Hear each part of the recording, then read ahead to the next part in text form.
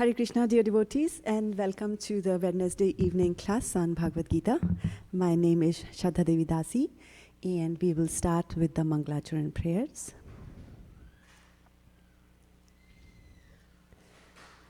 Om Jnanatimirandhasya Jnananjana Shalakaya Chakshurunmilitam Yena Tasmai Shri Guruve Namaha. You all can sing together. Shri Chaitanya Manobhishtam Sthapitam Yena Bhutale Swayam Rupa Kada Mahyam Dadati Swapadantikam Vandeham Sri Gurau Shri Yuta Padkamalam Shri Gurun Vaishnavamscha Shri Rupam Sagrajatam Sahagana Raghunatanvitam Tam Sajivam Sadvaitam Savadhutam Parijana Sahitam Krishna Chaitanya Devam Shri Radha Krishna Padan Sahagana Lalita Shri Vishakhanvitamscha He Krishna Karuna Sindho Deenabandho Jagatpate Gopesha Gopika Kanta Radha Kanta Namastute Tapta Kanchana Gaurangi Radhe Vrindavaneshwari Vrishabhanu Sute Devi Pranamami Hari Priye Vancha Kalpatarubhyascha Kripa Sindhubhya Evacha Patitanam Pavanebhyo Vaishnavebhyo Namo Namaha. Jai Shri Krishna Chaitanya Prabhu Nityananda Shri Advaita Gadadhar Shivasadi Gaur Bhakta Vrinda. Hare Krishna Krishna Krishna Hare Hare Hare Rama Rama Rama Hare Hare. So we'll do a little bit of a kirtan together. Call and response. Hare Krishna Krishna Krishna Hare Hare Hare Rama Rama Rama Hare Hare.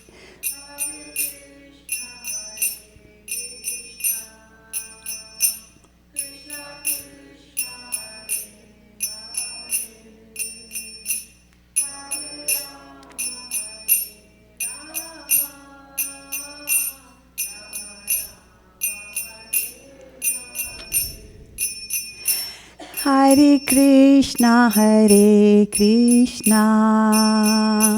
Krishna Krishna Hare Hare Hare Rama Rama Rama Hare Hare.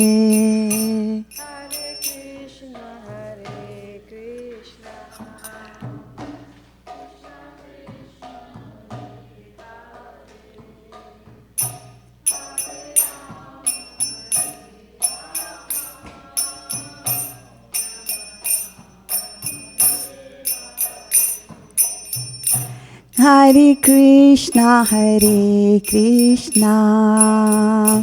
Krishna Krishna Hare Hare Hare Rama Rama Rama Hare Hare.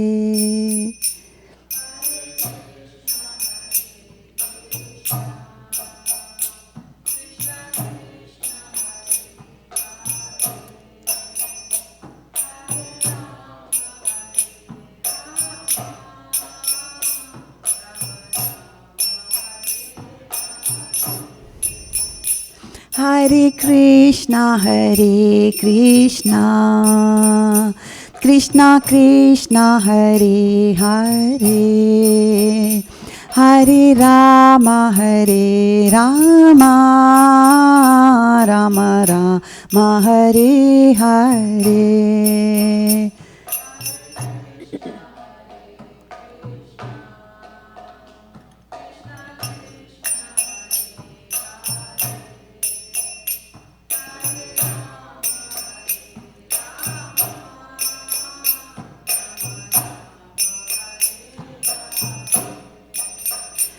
Hare Krishna, Krishna Krishna, Hare Hare, Hare Rama, Rama Rama, Hare Hare.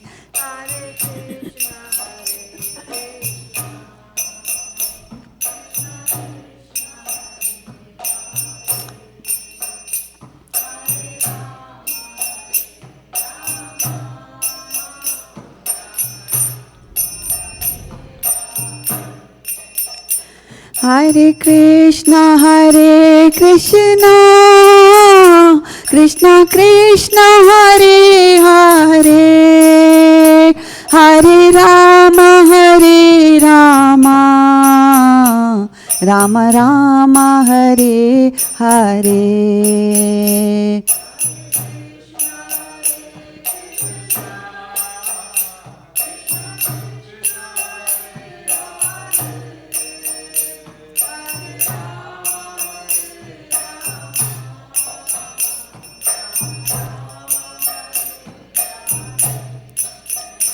Hare Krishna,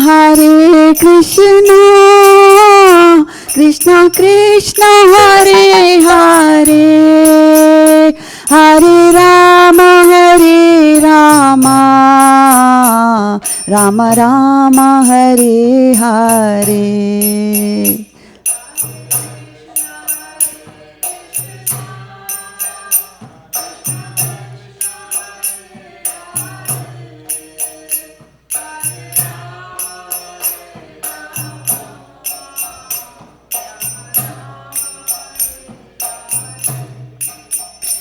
Hare Krishna,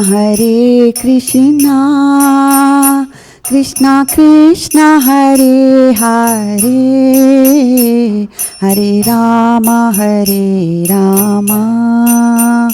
Rama Rama, Hare Hare.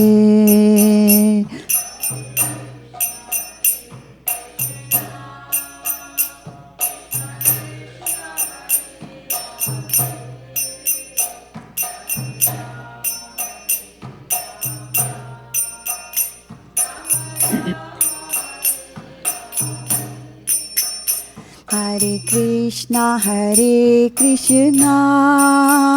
Krishna Krishna, Hare Hare, Hare Rama, Rama Rama, Hare Hare.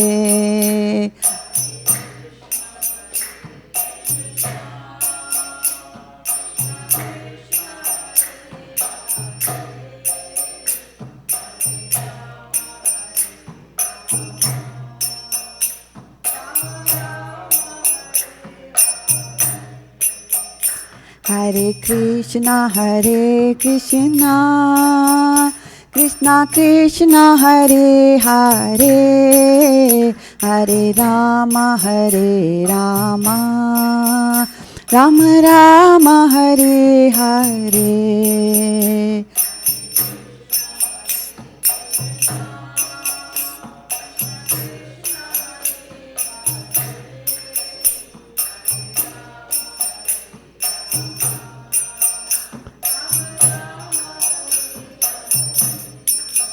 Hare Krishna, Krishna Krishna, Hare Hare, Hare Rama, Rama Rama, Hare Hare. Hare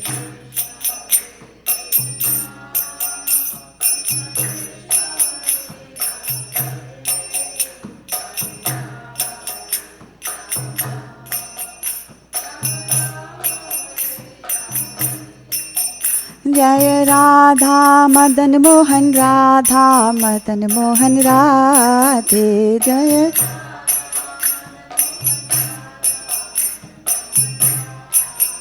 Jaya Mahaprabhu Jaya Mahaprabhu Jaya Mahaprabhu Jaya Mahaprabhu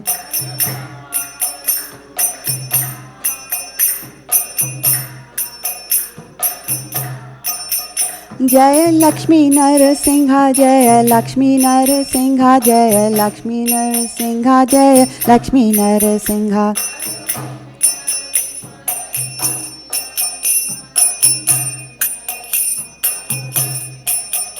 Jaya Jaya Prabhupada Prabhupada Prabhupada Jaya Jaya Prabhupada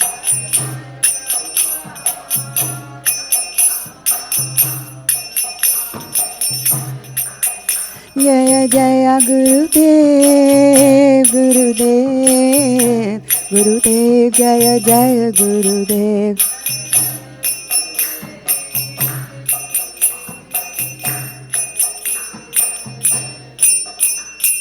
Go Premanande Hari Hari Bo. So welcome once again to the Wednesday evening Gita class, to all of you who are in the room and as well as the devotees who are watching us online. My name is Shraddha Devi Dasi, and we'll start today by reading from the 5th chapter of the Bhagavad Gita. And I'm going to display that on the screen, and we will take turns reading the translations of that. I'll start with reading the first 5, and then we can go around the room like that.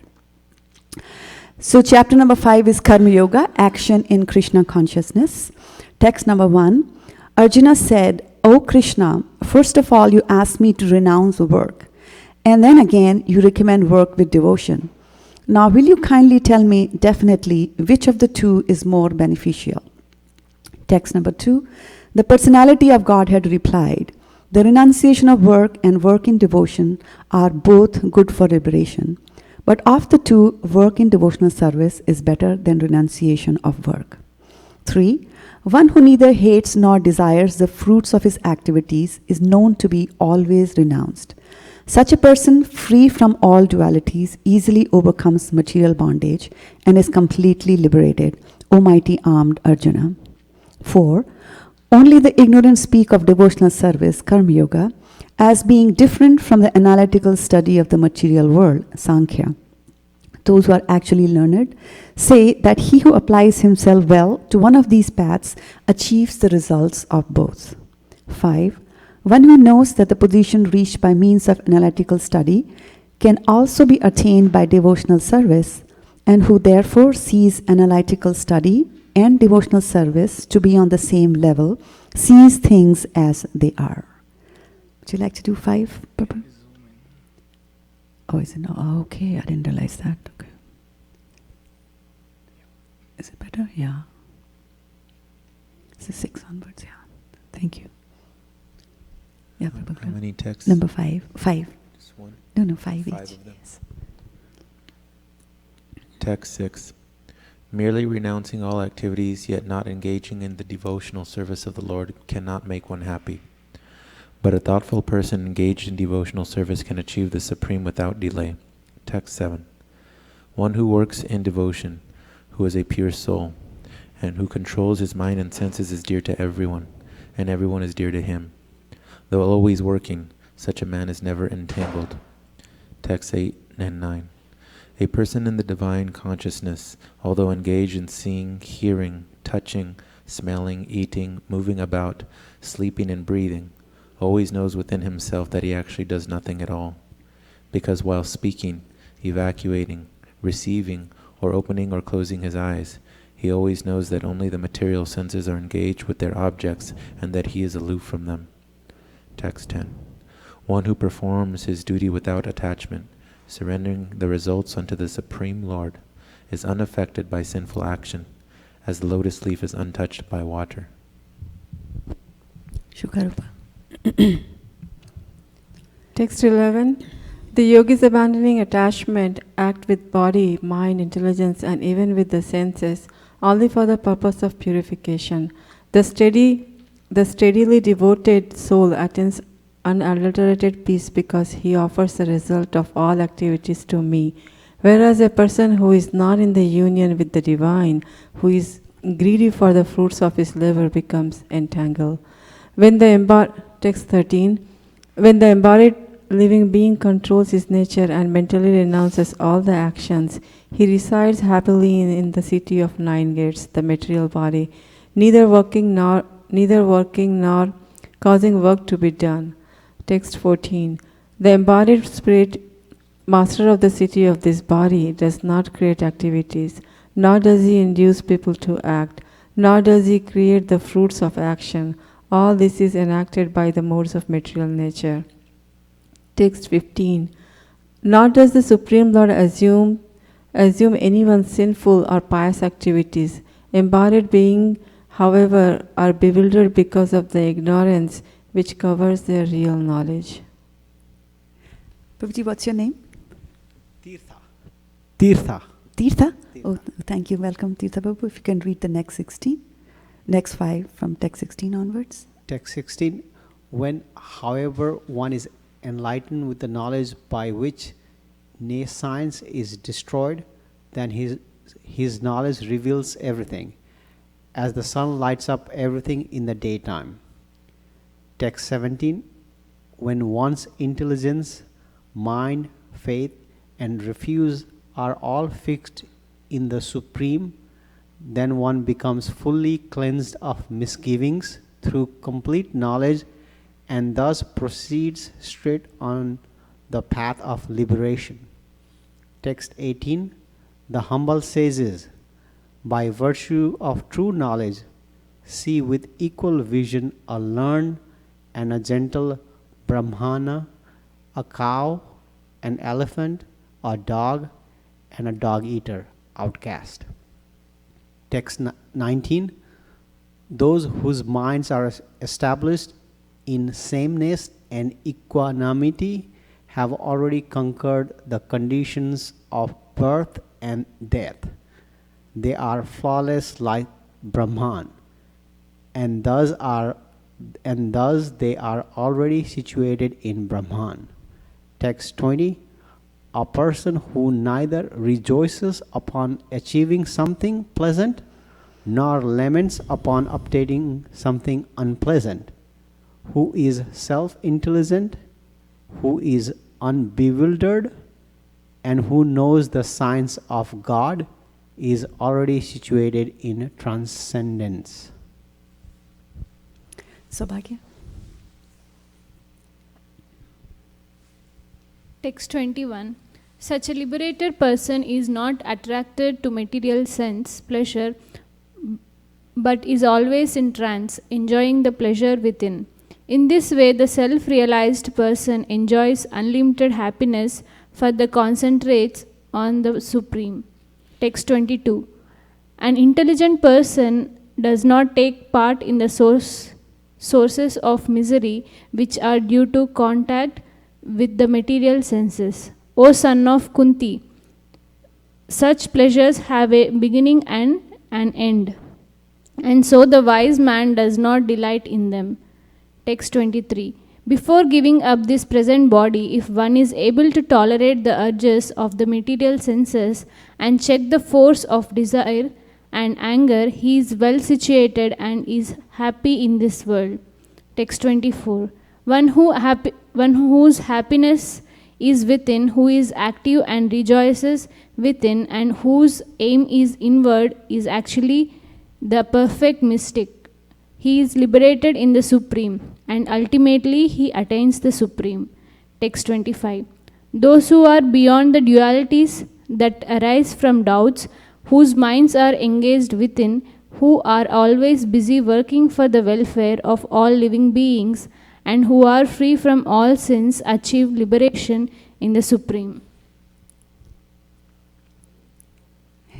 Would you like to share your name as well? Oh yeah, my name is Rachna. My name is Rachna. Rachna? Yeah. Okay, good. Thank you, Rachna. Then sure. next, you can go all the way up to the end of the chapter. Sure.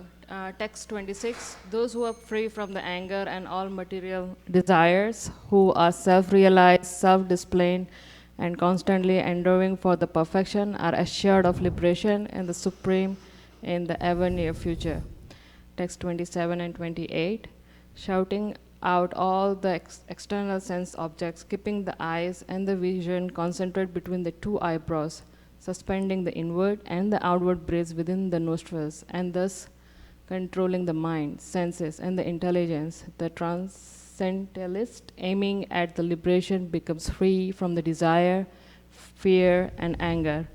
One is always in this state is certainly liberated. Text 29, a person is in full conscience of me, knowing me to be the ultimate beneficiary of all the sacrifices and austerities, the supreme lord of all the planets and demigods, and the benefactor and well-wisher of all living entities, attains the peace from the pangs of the material miseries.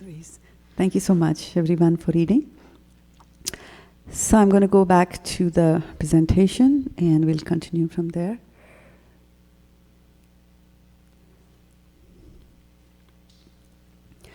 Okay, so today, the topic of today's lecture is Invest Right. And we will be drawing upon from the fifth chapter of Bhagavad Gita, which we read just now. And before I do that, I just wanted to make some acknowledgements. First of all, to Srila Prabhupada, who translated all these books into from Sanskrit into English. Without that translation, I would have never gotten to this wonderful wisdom that is there in our Vedic literature. I'd also like to thank my spiritual master, Vaisheshika Das Prabhu, for constantly guiding and encouraging me, and for the innumerable classes that he has been teaching us for almost a decade now. To His Grace Shivas Pandit Prabhu, who is my Siksha Guru, who actually taught me how to go and read Bhagavad Gita scrutinizingly. To His Grace Chaitanya Charan Prabhu, who had visited ISV and who kind of got me interested in mind, because he's kind of like the mind guru. And to His Grace Amok Leela Das Prabhu, I really enjoy his lectures. I've picked up some stuff from there as well. And last but not least, to my husband, Rakesh Prabhu, who always has to make adjustments as I, prepare for these classes. So having said that, we are going to talk about investing what and where are we going to make those investments. So let's first go over and see what do people typically invest. So you can grab a microphone, keep it close to you. You can also move up one row. I'm a vegetarian and I don't eat human beings. So you can come up and let's talk about what do people typically invest. So any thoughts about what people invest? And you can Rachna, you can grab a zafu kind of thing if you want to sit comfortably back on that basket at the back. Yeah, there's those. The zafus there. Okay. Yeah. So back again to investment. Yeah, people talk about investment all the time, right? So what do we invest? And you'll have to use the microphone to share your thoughts. Yeah, we invest in materially and sometimes spiritually, I will say. So materially, we invest in our family, career, and all those things, right? Some in finance. But in spiritual life, we try to invest some time in reading books, chanting, those kind of things. Very good. And by the way, Shukarupa is from the financial side, so that's her line. And so would you elaborate a little bit more on, and she's a devotee, as you can see, because she talked a lot about the investments in the spiritual side, but she didn't tell us about investments in the material world. So would anybody like to tell us what do you invest? Yes, Rachna, we are eager to hear. I invest mostly in stocks, house. That's what investment means to me. I never thought of investing in spiritual world. But yeah. Well, you have already taken the first step. You have come into the temple. I think that so. itself is a big leap. It's a big so. leap from the stock market to the temple is a big leap. I can tell you that. Yeah, go ahead. Tirth, you wanted to say something? Me too. I invest in stocks too. But I also invest in things that I like to do. suppose, like I enjoy having people over for dinner, so, either I invite myself to somebody's place or I invite people to my place. So things I really enjoy, I try to make time to do that, and coming to ISP is also one of those things. So anything that I enjoy doing apart from stocks, career, training, education, things that I really enjoy, I try to make time for it. Exactly. So when you invest into something, which was devotional service or any material enjoyment, then at that time you also invest something. You could be investing your time, like you said, right? And you could also be investing your money. You can invest your talents and, like that. So we will today talk about, some of the other aspects of investment. Now, since you are from the stock market, you will know that when people invest, especially in not only in the stocks, in general, when people are making investments in the material world, we always tell them to diversify. Like you get $1 million, don't run to the stock market with that. They will tell you that, buy a house or, make a down payment for a house, and with the balance you can buy this, buy that. Even if you're in the stock market, they won't tell you to put all your so-called eggs in one basket. They'll say diversify your portfolio there, right? That you don't put everything into Oracle or everything into Google like that. So you have to diversify your portfolio there. So today we're going to talk about investments from a very different perspective and the investment advice that Lord Krishna gives us. So this is investment 101. So it's investment into the devotional service. And welcome, Prabhu. Thank you for joining the class here. So now you're going to get a new portfolio, Rachna. So it won't have, it won't have the Baidus and the Aladdins and whatever are, the prime Apple, Google, whatever the prime stocks these days. But we'll talk about a very different portfolio, and we'll draw upon from the Bhagavad Gita. And I will speak, and you can repeat after me, right? Tad buddhayas tad atmanas. Tannishthas tatparayanaha gacchantya punar avrittim jnana nirdhuta kalmashaha tad buddhyas tad atmanas tannishthas tatparayanaha gachanti apunar avritam jnana nirdhuta kalmashaha. Okay, somebody wants to lead? Grab a microphone and please lead.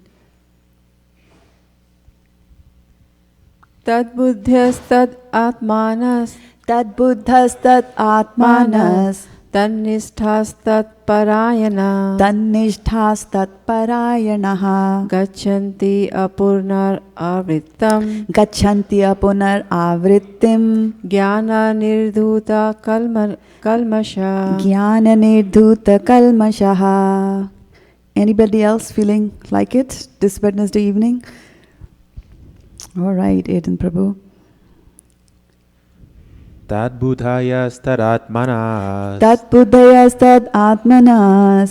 Tannishthas tad parayanaha. Tannishthas tas parayanaha. Gachatyam punaravritim. Gachanti apunar avritim. Jnana nirdhuta kalmashaha. Jnana nirdhuta kalmashaha. Tad buddhayas tad atmanas. Tat buddhayas tad atmanas. Tannishthas tat parayanaha. Tannishthas tat parayana. Gachanti apunar avritim. Gachanti apunar avritim. Jnana nirdhuta kalmasaha. Jnana nirdhuta kalmashaha. Want to go? Anybody else? Okay, so we can go to the synonyms. I'll say and you repeat after me. Tat buddhaya.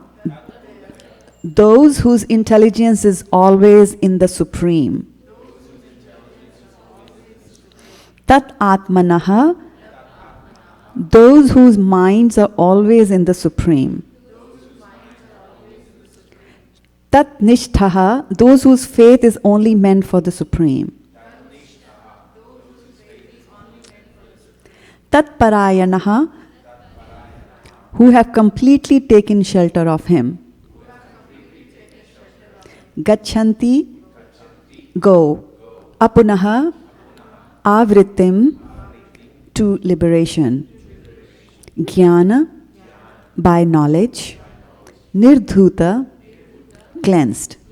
Kalmashaha, misgivings. Okay, so we're just going to look at these synonyms and I'll ask you some questions based on that. So what is the Sanskrit for mind that is used here? We have to use a microphone to get points, Kautukarnoa. we can have one mic in the front area and one can circulate in the back. Okay, so let's hear from you. Atmana. Atmanaha. Okay, what is the meaning of cleansed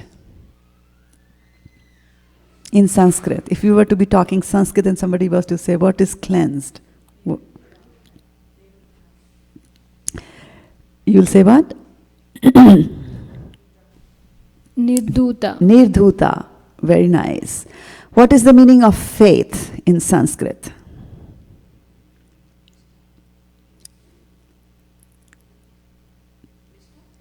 Yes, correct. So you're already into it. Today was your first day. Nishtha. Okay, and then what is misgivings?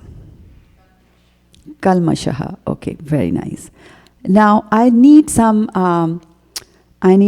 volunteers in this class, and I need actually 6 of them. Anybody wants to volunteer? Okay, 1 and 2 and 3 and 4, 5. Prabhu, what's your name? Nimish. Okay, Nimish Prabhu, and I need one more. 1, 2, 3, 4, 5, 6. Okay, I got 6. Oh, Nimish, bet you did. Okay, you didn't hear that. Okay, we'll have plenty of opportunities there for you to volunteer. Okay, so I want the first volunteer, Kautukarnama Prabhu, I want you to just hold on to the word Nirdhuta and the meaning of Nirdhuta. Okay, Nirdhuta, cleanse, because the others might ask you and you'll have to give them. Okay, Kalmashaha, misgivings. Aiden, do you want to use that? Do you want to keep it? Okay. So what is the meaning of misgivings? What do you think is misgivings?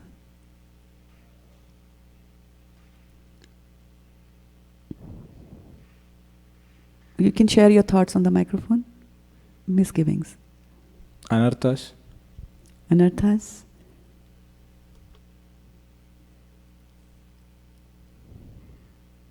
Misgivings are doubts. Any doubts that you have, those are called as misgivings. Okay? So, Aiden, you're taking the doubts, right? Kalmashaha, misgiving. You'll keep that with you. Okay. So let's look at the translation, which we read earlier. When one's intelligence, mind, faith, and refuge are all fixed in the Supreme, then one becomes fully cleansed of misgivings through complete knowledge and thus proceeds straight on the path of liberation. And we'll read the purport. So why don't you read, Kautukarnama, give us the purport. The supreme transcendental truth is Lord Krishna. The whole Bhagavad Gita centers around the declaration that Krishna is the Supreme Personality of Godhead. That is the version of all Vedic literature. Paratattva means the Supreme Reality, who is understood by the knowers of the Supreme as Brahman, Paramatma, and Bhagwan. Bhagwan, or the Supreme Personality of Godhead, is the last word in the Absolute. Okay, so question, the Supreme Transcendental Truth, what's the other word for that? The Supreme Transcendental Truth. In English, yeah. The Supreme Transcendental Truth. The Supreme Transcendental Truth, what is the other name for that? Krishna, very good. Okay, yeah. Okay, so we'll continue on with the purport, and Prabhu, if you would like to, there you go. Yeah. if you can continue reading.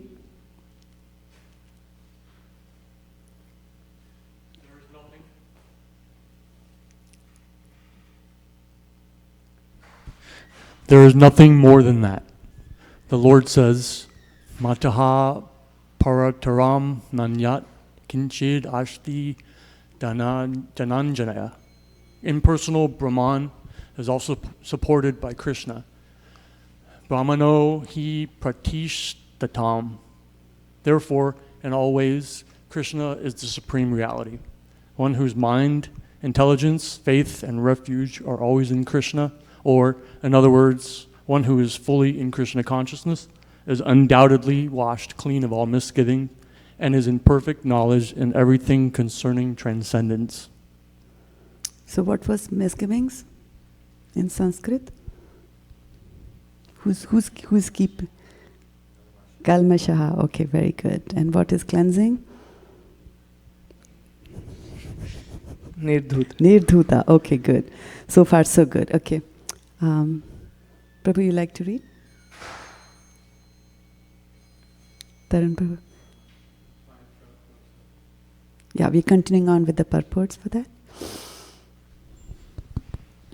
A Krishna conscious person can thoroughly understand that there is duality, simultaneous identity and individuality in Krishna, and equipped with such transcendental knowledge, one can make steady progress on the path of liberation. Okay, thank you. So one more time, before we went into this verse, we were talking about how people typically invest, and usually people invest in the material world, and we heard that people invest in property, they invest in gold, they invest in oil, they invest in stock, and so on and so forth, right? And we said that we're going to now look at what Krishna is telling us, how we're going to invest. And one thing which I did was that I invested in some volunteers. So we got 6 volunteers here. 2 of them are already active, Kotukarna Prabhu and Eden, and we will come to others as we go along on this path. So in the translation, we read that when one's intelligence, mind, faith, and refuge are all fixed in the Supreme. So there are 4 things that are fixed in the Supreme, and the other 4 volunteers are going to take each one of these. So we had Sukarupa, you were there as one of the volunteers. So you take intelligence. And then who else was there? You were there. So Bhagya Mataji, will you take mind? Okay. And then did you take, Tirsa, did you volunteer? But I can. Okay, but let's see, somebody else had volunteered. You had volunteered, right? And what's your name again, Prabhu? Nimesh, sorry. So Nimesh, you're going to take faith? Okay, and refuge. Refuge. You wanted to take? You had volunteered? You want him? Okay, Prabhu, you take it. Okay. So refuge. So intelligence and mind, faith, and refuge are all fixed in the Supreme. Then one becomes fully cleansed of misgivings through complete knowledge, and thus proceeds straight on the path of liberations. That's what the translation tells us there. So what are we going to invest? We're going to invest in, you have to tell me, the intelligence and mind and faith and the refuge. Okay, so these are the 4 things that we are going to invest in, and in the Supreme. But what we're going to do is, I just wanted to show you a quick way of remembering what you're going to invest in. So I'm just going to, show them in a different order. So faith, intelligence, refuge, and mind. So that becomes FIRM. So you invest your entire firm, right? So if I'm Larry Ellison, I invest complete Oracle into it, like into God, right? So firm is what a nice way of remembering that. And so now we'll go and dig a little bit deeper into the purport by Srila Prabhupada. So he says that the supreme transcendental truth is Lord Krishna, and the whole Bhagavad Gita centers around the declaration that Krishna is the supreme personality of Godhead. That is the version of all Vedic literatures. And Paratattva, which means the supreme reality, and one of you had said that, who is understood by the knowers of the Supreme as Brahman, Paramatma, and Bhagwan. Bhagwan, or the Supreme Personality of Godhead, is the last word on the Absolute. Beyond that, there is just nothing, right? So Brahman, Paramatma, and Bhagwan, this is also mentioned in Srimad Bhagavatam, the 1st canto, 2nd chapter, Divinity and Divine Service, and the 11th verse is that, and we can all sing that together. Vadanti tat tattva vidas Tattvam yaj jnanamadvayam brahmeti paramatmeti bhagavan iti shabdate. And so what does that mean? It says that, I'll skip the word by word, learned transcendentalists who know the absolute truth call this non-dual substance as Brahman or Paramatma or Bhagwan. So who coined the word Bhagwan? Who came up with the word Bhagwan? Does anybody remember? Prabhupada tells us in Bhagavad Gita. Yes, Kautuk Karnava, I can see the smile on your face. Go ahead, do you have a microphone? There's one behind Aiden. Yeah. Venudari Gopal already said that Parashar Muni. Parashar Muni, okay, can you tell us a little bit more about Parashar Muni? Who was Parashar Muni? What relation does he have to somebody in our parampara? Vyasdev's father? Yes, he's the father of Vyasdev. Correct, for 20 points. Okay, so so he coined the substance Brahman. So Brahman is nothing but the effulgence that comes out of Krishna is known as Brahman. And then Paramatma is Krishna in our hearts, or the super soul is Paramatma. And then Bhagwan, of course, is Krishna, the Supreme Personality of Godhead. He's a person with two hands, with flute, standing there on the altar in front of us there. Okay, so one of the interesting thing is that in this verse that we're reading, they're saying that, I'll just go back a little bit here, that in the whole Bhagavad Gita centers along the declaration that Krishna is the Supreme Personality of Godhead. And he is, and because he's the Supreme, so he will be commanding us to do certain things. Right? Do this, do that. Where does Krishna command us? Really strong, come across very strongly and commands us to do something, which really shows his authority. Chapter 18, you have to take the microphone to get your 20 points, Shukarupa. Chapter 18, he commands us any place else that you remember where he says, do this, do that. I am to me. How about chapter 9? Chapter 10, the four Chaturshloka also he says. Chaturshloki Bhagavad Gita? Yeah, Chaturshloka. Okay. Yeah. Okay. And then directly when he says do this, it is chapter 9, in the chapter 9, verse number 34. Man mana bhava mad bhakto, mad yaji mam namaskuru. Right?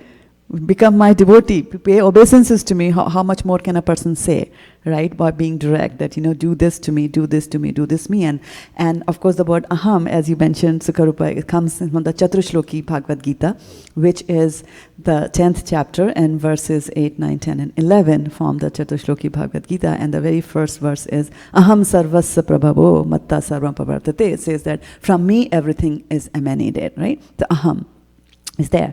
So there's a very interesting thing that Balimardhan Prabhu once said in one of his classes. He said that once he went out on book distribution and he was giving away the Bhagavad Gita. He was showing a Bhagavad Gita to somebody.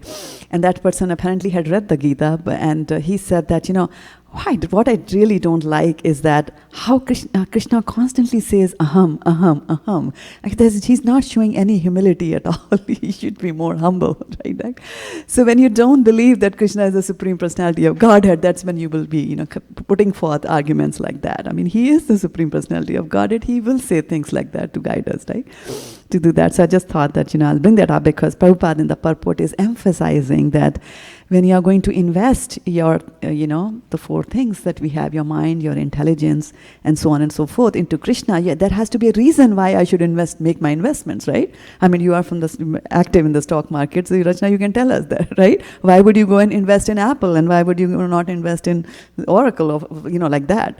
So there's a reason why we do that. And so similarly, when you are investing four of your most important things, then there has to be a reason there. And Prabhupada is saying that he is the Supreme. So that's the best possible investment that you can have. So it's okay if he says, aham. And then Prabhupada continues, although it has not been said yet in the 5th chapter of Bhagavad Gita, he will say that much later on. He says that there is nothing more than that he's the absolute truth. And the Lord says, matta parastaram nanyat kintu kinchit asti dhananjaya, right? And then he says, impersonal Brahman is also supported by Krishna. Brahmano hi pratishtaham, right? So if we'll first just look at mattam parantara nanyat, that comes in much later chapter 7. Matta parataram nanyat. Sing with me. Parataram nanyat kinchit asti dhananjaya mayi sarvam idam protam sutre mani gana iva. And what does it mean? Somebody's going to tell us on the microphone. O conqueror of wealth, there is no truth superior to me. Everything rests upon me, and as pearls are strung on a thread. Okay. Right? So everything that is there in this world is resting on him. And of course in the 10th chapter he'll say, Aham sarvasya prabhavo, everything also comes from me. So I am the creator, I am the sustainer, like that, right? So he's establishing his supremacy there. And then looking at the next sentence, impersonal Brahman is also supported by Krishna. Brahmano hi pratishtaham. So impersonal Brahman, again, Badanti tat tatvidas, right? The verse that we said. So Brahmeti Paramatmeti Bhagwan iti shabdite. So now we're focusing on the Brahman part of it, the effulgence that is there. So he says that the effulgence that you see, right? That is also situated on him because and supported by him because the effulgence also comes out of Krishna. Okay. So therefore Prabhupada says that in all ways Krishna is the supreme reality. One whose mind, intelligence, faith and refuse are always in Krishna, or in other words, one who is fully in Krishna consciousness is undoubtedly washed clean of all misgivings and is in perfect knowledge in everything concerning transcendence there. Okay. So what does Brahmano hi pratishtaham mean? So we'll do that too, because we are trying to make sure that we are investing in the right place. Brahmano hi pratishtaham amritasya vyayasya cha shashvatasya cha dharmasya shukasya kantikasya cha. And the translation, need a volunteer to do that for me? Okay, I can see a hand there going towards the microphone. Shuka, go ahead. And I'm the basis of all the impersonal Brahman, which is immortal, imperishable and eternal, and is the constitutional position of the ultimate happiness. Right? So we get happiness we start feeling happiness once you reach there. But one of the things we have to remember is that people who are impersonalists, that is, who do not believe in the personality of God, who think that God doesn't have any features. So they are meditating on God, and their refuge or their goal is a Lord which doesn't have any features. So where will they reach? Having set their goals, where will they reach? They just reach the effulgence that's coming from Krishna because it doesn't have any form. Right? But from that stage also, from that point also, you can still proceed further in your devotional service and recognize and realize the supreme personality of Godhead, like God as a person with features there. Right? So there's a very nice verse from Srimad Bhagavatam, from the 3rd canto. I'll speak and you can repeat after me. Tasyara vinda nanayasa padarvinda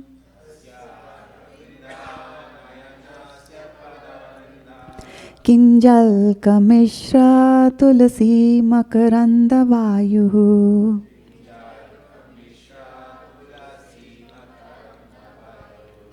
Antargata swavivarena chakaratisham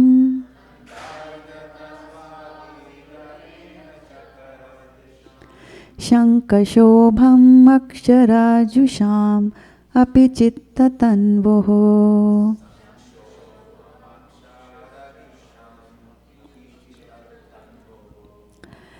So this is actually coming from, and I'll give you a little bit of a background information of where this verse is coming from. This is about the 4 Kumaras. So 4 Kumaras are the firstborn of, who is their father? 4 Kumaras' father? The cute little boys that you see, the brahmacharis. Brahma, exactly right. Okay, so Brahma, so they are the 4 sons of Brahma, and they are impersonalists. Okay, they don't believe in the personal form of the Lord, and once they are, they were going from one place to another place because they have the powers to do so, and they come up to the gates of the Vaikuntha, and there they are stopped by the 2 gatekeepers, Jay and Vijay, and then there is some incidents that happen, but they have nothing to do with this class, so I'm not going to go deeper into that. But to cut a long story short, what happens is that Vishnu, who lives in the Vaikuntha planets, he comes. And then, as Vishnu is there, so there is breeze that is blowing in the Vaikuntha planets at the gate, and so when the breeze carrying the aroma of tulsi leaves from the toes of the lotus feet of the personality of Godhead entered the nostrils of those sages, these 4 Kumaras, they experienced a change both in body and in mind, even though they were attached to the impersonal Brahman understanding. So this is, we have to remember that there is still hope for those who are impersonalist, right? If they somehow or the other come to touch with something or the other of Krishna, like for example here, they just got in touch with the aroma, the sweet smell that was coming from the tulsi leaves that were offered to the feet of the Lord. Or you could come in contact with a devotee of the Lord, like that, you know, or some prasadam like that, okay? So, they do also get transformed and their goals then change, right? So, Prabhupada then in the purport is saying that the impersonalist who feels transcendental pleasure in striving to become one with the Lord is defeated when he sees the beautiful transcendental features of the Lord. So, which again means that I'm making the right investment if I'm going after the personal feature of the Lord, because just going after the impersonal feature is not good enough for me, because I will ultimately get converted. So put your investments in the right place there. So then going back again to the verse 15th purport from 5.17. So we have, in other words, one who is fully in Krishna consciousness is undoubtedly washed clean of all misgivings. If there are any doubts that you have in your mind, does Krishna have a body or not? Does he have, is he the supreme or not? Right? So all those will be banished away when you come to the level of being fully Krishna conscious by making the right investments that we have been talking about, right? And what are the 4 investments? One more time for a recap, quick recap. Intelligence, mind, faith, refuge. He took yours. Okay. I'm just kidding. Okay. So, Tad Buddhayas. So, Tad Buddhayas says Buddhi is intelligence. So, who took intelligence? Okay. So, Tad Buddhayas, right? And then Atmanas, we read that when we're doing the synonyms, Atma refers to the mind, right? So, Tad Atmanas is the mind, right? Sabhagya. And then Tad Nishthas. Nishthas is the faith or Shraddha.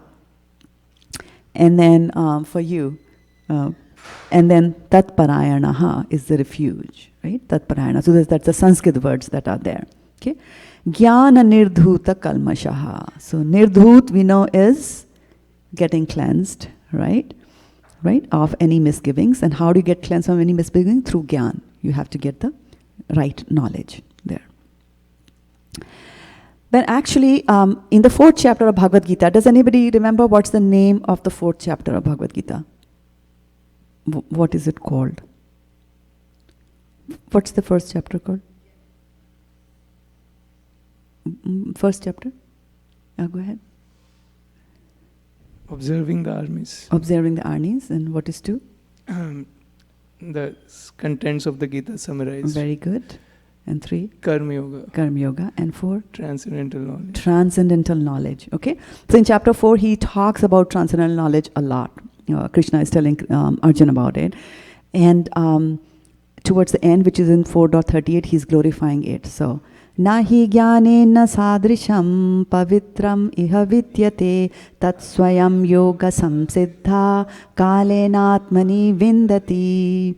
And what it means is that in this world, there is nothing so sublime and pure as transcendental knowledge. Such knowledge is the mature fruit of all mysticism. And one who has become accomplished in the practice of devotional service enjoys this knowledge within himself in due course of time. So it's very important to note here that he's saying that such knowledge, which is transcendental knowledge, knowledge of the Supreme, knowledge of the soul, knowledge of the Supreme Lord, this is transcendental knowledge, it's not material knowledge. And he says that this is the mature fruit of all mysticism. You could be doing some mystic practices, you could be sitting down and meditating because you want to get some mystic powers. Can you give me examples of some mystic powers that you can have? That yogis strive for, some yogis at least. Some mystic powers. Do you know of some yogi who has mystic powers? Anything that you heard of? Any famous yogi? They produce gold. Yeah, Prabhu, you have to use your microphone. So answer is coming from the broadcasting booth, which is being manned today by Venudhari Gopal Prabhu, who is bringing this Krishna Katha to the millions all over the world who are watching this. I'm just kidding. Okay, so let's give a round of applause to him for doing that for us. Yes, very good. You have to say that in the microphone because people are watching us online. So, anima, lagima, those kind of samsiddhi. Yes. So anima lagima, you want to become smaller than the smallest, you want to become heavier than the heaviest, you want to become lighter than the lightest, you want to be able to achieve whatever you want to be able to control other people's mind, and so on and so forth. So people sometimes will try to get that and do meditation, but that is not a mature fruit. That's not good for you, actually. It's a raw fruit, and if it's a raw mango, if you try to pluck a raw mango from the tree, then there's some white sap that comes and it'll burn your hands. So we should always go for the ripe fruit and the mature fruit, right? So mature fruit is transcendental knowledge that you are the soul, because all these mystic powers, when you become lighter than the lighter, what is becoming lighter than the lighter? Your body, right? Because soul in any case is very light. So what is there to change? So soul in any case cannot change, right? So all these are materialistic opulences, and they will go away with death, like that. So there's no point in doing that. So the mature knowledge is to know that you are a soul, that you are indestructible, that you are eternal, you are Sat Chit and Anand, that kind of knowledge. And I am a part and parcel of Krishna, who is also Sat and Anand, but in a bigger capacity like that. Right? So this kind of knowledge, this kind of transcendental knowledge is saying is that you will get that by doing devotional service to the Lord. Okay? And when will you get it? In due course of time. So they are just hinting to you that you have to be patient.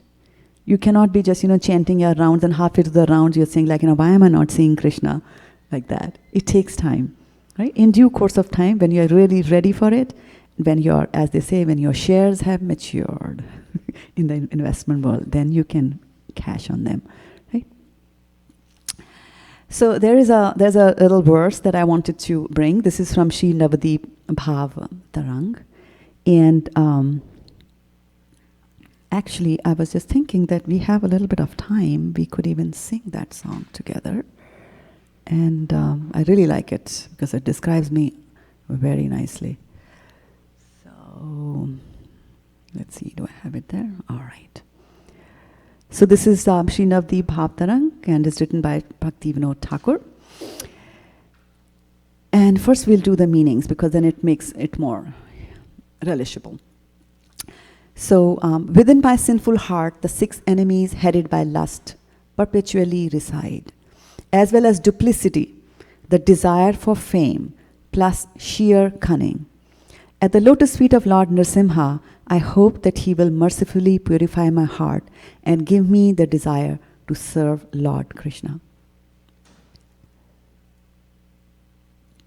Weeping, I will beg at the lotus feet of Lord Nrsimha for the benediction of worshipping Radha and Krishna in Navadvip, perfectly safe and free from all difficulties.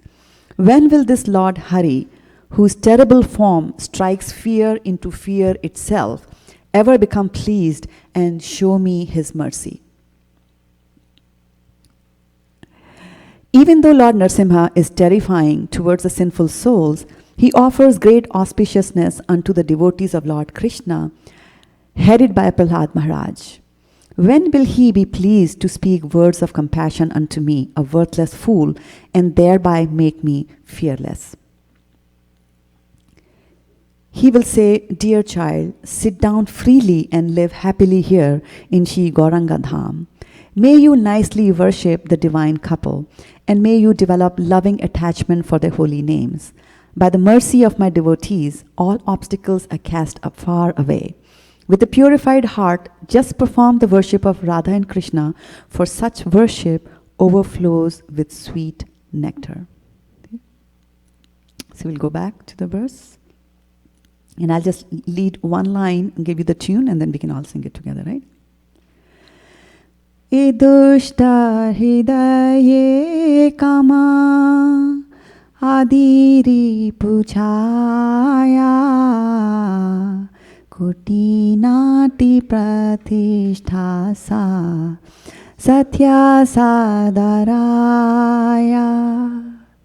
Hridaya shodhanara कृष्णेरावसाना नरसिंहाचरणे मोरा एतो कामना कांदिया नरसिंहापदे मागिबो कखाना निरापदे द्वीपे जुगाला भजाना भया भया पाया यानरा दर्शने से हारी प्रसन्ना होई बेओ काबे मोरे दया करे यद्यपि भीषणा मूर्ति दुष्टा जीव प्राति प्रहलादादि कृष्णा भक्ता जने भद्राति कबे वा प्रसन्ना होए सकृपा वचाने निर्भया करीबे मूढ़ा किंचाने स्वच्छंदे बेशो हे वत्सा श्री गौरांग धामे जुगाला भजना हो रति हाउ नामे ममा भक्त कृपा बले विघ्ना जाबे दूरा शुद्धा चित्ते भजो राधा कृष्णा रस पूरा. So going back to our verse that we are looking at, Bhagavad Gita, 5th chapter, verse number 15. And go back. So the very first verse that we sang, E Dushta Hidaya Kama Adi Rupa Chaya. So here we are, Bhaktivinoda Thakur of all the people is acknowledging that there is so much of dirt that is there in our hearts. And so there are ways that you can cleanse your dust. Some of the dust from the heart will go away from getting the knowledge and then acting in the appropriate manner once you get the knowledge. Okay? And the other way which the bhaktas follow is that they do devotional service, they fall down at the lotus feet of the Lord and they beg for His mercy and beg for His help to cleanse whatever is the dirt that is there in our hearts. Right? So, Lord Narasimha Dev has got the best of the vacuum cleaners. So He'll be able to clean your heart in a very nice manner. Okay? So that's why, that's one way that we can approach Lord Narasimha Dev. We can sing this where we are saying that within my sinful heart, the 6 enemies headed by lust, they perpetually reside. They perpetually reside. Because our lust, anger, greed, etc., these things are there in our mind and they get carried over from one life to another life. From after the soul leaves the gross body, the subtle body goes with it to the next gross body. So it carries all these things. So whatever you're doing now gets accumulated and then our actions will be according to whatever we have accumulated, not just in this lifetime, but in the millions of lifetimes that we have, lived there. So then, at the lotus feet of the Lord Narasimha, we hope that He will have His mercy and He will purify the heart. And then give me the desire to serve Lord Krishna. Because right now what I want to do is I want to serve. What do I want to serve now? Who do I want to serve now? When I invest in Apple and Oracle and Procter and Gamble, who am I trying to serve? Myself, yes, right? But we should be trying to serve Lord Krishna. Okay. Then also we have noticed that in the Nectar of Instruction there are also, like here, Bhaktivinoda Thakur is talking about chaya. There are 6 bad things that are there. And Updeshamrita also talks about that when you try to do devotional service, then there are 6 things that can become impediment to you following your devotional services, right? Atyahara prayasascha prajalpo niyamagraha janasangascha lalyascha shadbir bhakti vinashyati. So what does this mean? That one's devotional service is spoiled when he becomes too entangled in one of the 6 activities, eating more than necessary or collecting more funds than required, over-endeavoring for mundane things that are very difficult to obtain, talking unnecessarily about mundane subject matters. Right? So eating more than what is required. And also Krishna says in the chapter 6 of Bhagavad Gita that if somebody eats too little or eats too much, then you cannot be a yogi. You cannot perform devotional service, because when you eat too much, then there is a tendency to sleep. Okay? And also when you eat too much, then there is also, when you more than what you require, then there is a tendency to dream also. So when you dream, then you are also sleeping unnecessarily. You're sleeping more than is required. Because when you you might have noticed that when you put the alarm clock to wake up at say 4 o'clock, 5 o'clock, 6 o'clock in the morning, and if you happen to be dreaming at that time, then it's very difficult to get out of the dream and wake up. Right? So sometimes it happens that if you are sleeping and you're dreaming at that time, then you sleep more than required. Even alarm clocks can't wake you up at that time. Right? And then also collecting more than what is required is also an impediment there. And so when I came here to America, I was just, first of all, I was scandalized by the jumbo size of everything. I was more tuned to small cup of tea and small packet of chips and things like that. And then from the first time I went to the supermarket, it was like such a big thing. So I took one. I was like, I don't know how long it's going to last me, a month or something. And then I went to the cashiers, and she said, "Oh, but this is on a buy one get one free." I was like, my goodness, now I have 2 of them, like that. So this is that mentality of, that you collect more than what is required, right? And then, of course, then when you have that you want to collect more than what is required, then what is the thing that you will do? You'll have to work hard to collect more than is required. So you'll be working hard more than required. And that's the second thing that he's saying, is that, you'll be endeavoring for mundane things that are very difficult to obtain, right? Then, when you try to obtain these difficult things, right, so how will you obtain the difficult things? Because for everything you need money. Most of the things you need money. How do you get the money? You have to work hard. Maybe you have to get a promotion, and so, or you have to go get more customers, or you have to make your existing customers happy. So it's all about, you have to mingle, you have to keep the other party happy. And so sometimes, you have to do as they do. And you invariably end up in number 3, which is you talk unnecessarily about mundane subject matters, just because your customer is interested in what's happening with the war, so you have to be knowledgeable about that, so that next time you go and meet him, you'll be telling him something about that, just to show, how much you are with him. So these things kind of, one leads to the other. And then practicing the scriptural rules and regulations only for the sake of following them, and not following them, or rejecting the rules and regulations of the scripture and working independently or whimsically. So either you follow it too hard, or you don't follow them at all. Okay? For example, somebody might say that wash your hands before you touch your bead bag. Be like, it's not needed. Like that. So slowly, by disobeying those rules, then you start sinking more into the material world. On the other hand, you can also be following certain rules whimsically. And here, Vaisheshika Prabhu tells us of a very, very funny story. And that is about a priest. And he was teaching his students how to conduct a wedding ceremony. And so he had, he laid a yagya kund, and he had the flowers and the samagri and everything, you need.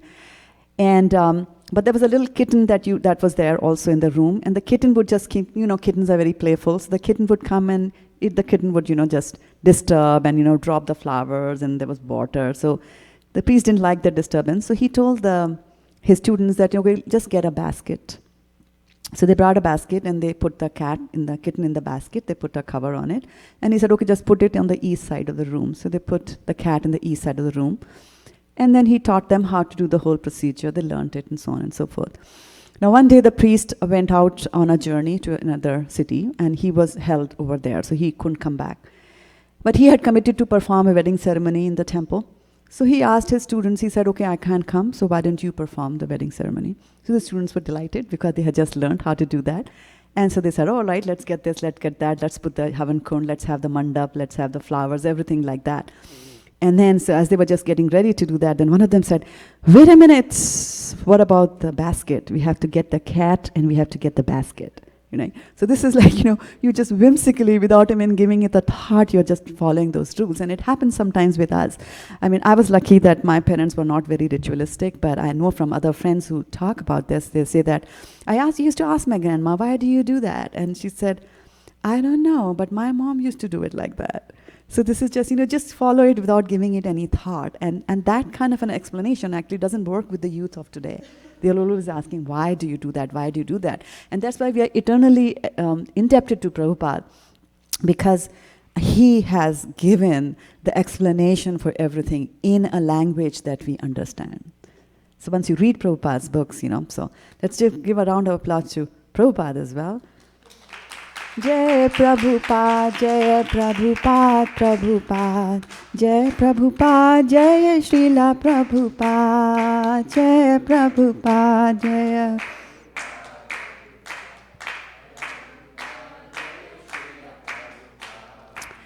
So when you listen to the wonderful Krishna Katha that Prabhupada has translated, right?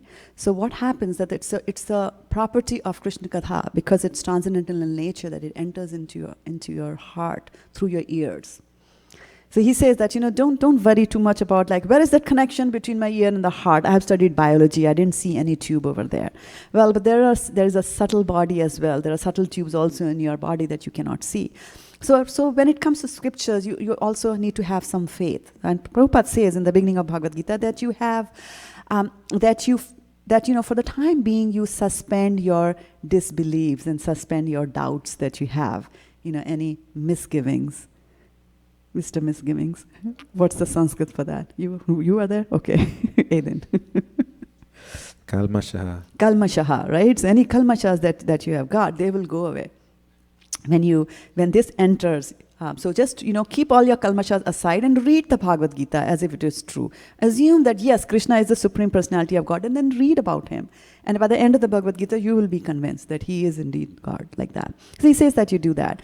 And so in the Bhagavatam also, in the Divinity and Divine Service chapter, they kind of tell you the whole process, that how you read the scriptures and you recite the scriptures, and then you do some service to the exalted devotees, and then you develop a desire to listen to Krishna Katha, because that's also very important, because right now we don't have a desire to listen to Krishna Katha. I mean, you do have, that's why you came to the temple. But most of us don't have. They go and watch CNN channel, they watch Fox channel. And what are they telling you? All kinds of bad news. Somebody died, somebody ran away, somebody stole, somebody dropped a bomb, and that kind of news. So that's all useless things, right? So if we listen to Krishna Katha, then, Shunvatam Swakatha Krishna, Punya Shravana Kirtana, Hidya Anthasto Hiya Bhadrani, Vidhunoti Shruhit Satam. So when you hear Krishna Katha, then what it does is the Krishna Katha enters, the vibrations of Krishna Katha will enter into your heart. And there they will vidhunoti, like a dhunna, that device that you use to clean cotton, it'll vibrate your heart. And just as sometimes you used vibration, for example, to clean this carpet and to remove all the dust from this carpet, you can hang the carpet and beat it with a stick. And so the carpet starts vibrating, and the static dust particles, they will fall down, right? So similarly, these Krishna Katha, these vibrations, they go and vibrate your heart, and all the dust which is there in your heart, which is in the form of, give me some examples of dust that others have, you don't. Any dust? Anarthas. Anarthas. Give me some examples of anarthas. Lagi mein. Yeah. Anger. Anger is one. Lamentation. Lust. Greed is coming from the broadcast station there. Yes, lust, anger, greed, envy, pride. So all these things are dirt which is there. Okay. So they will get cleansed. And then further on in the second canto of Bhagavatam, this is another very beautiful verse, and it says, Pravishta karna randhrena swanam bhav saroruham dhunoti shamalam krishnaha salilasya yatasharat. And what does it mean? It says that the sound incarnation of Lord Krishna. So which means that Krishna incarnates in the form of sound as well. So when you're listening to Krishna Katha, it is Krishna there. When you're chanting the names of Krishna, Hare Krishna, Krishna Krishna, Hare Hare, Hare Rama, Rama Rama, Hare Hare. It is the sound incarnation of Krishna. It's Krishna who's dancing on your tongue. So the sound incarnation of Krishna, the Supreme Soul, which is, when you're listening to the sound incarnation in the form of Srimad Bhagavatam, it enters into the heart of a self-realized devotee. And what does it do? It sits on the lotus flower of his loving relationship. So there is so much of hope that my relationship with Krishna is actually a loving relationship. It's not a relationship of fear, right? Which is such a good thing to know, because most of us fear the Lord. But I have this beautiful lotus flower of my loving relationship with Krishna, and thus cleanses the dust of material associations such as lust, anger, and hankering. Thus it acts like autumnal rains upon pools of muddy water. So it said that, when it rains during the autumn season, the water in the ponds, which are muddy, they get cleansed by the autumn rains. So that is how, that in this way, the dust from our heart will get cleansed.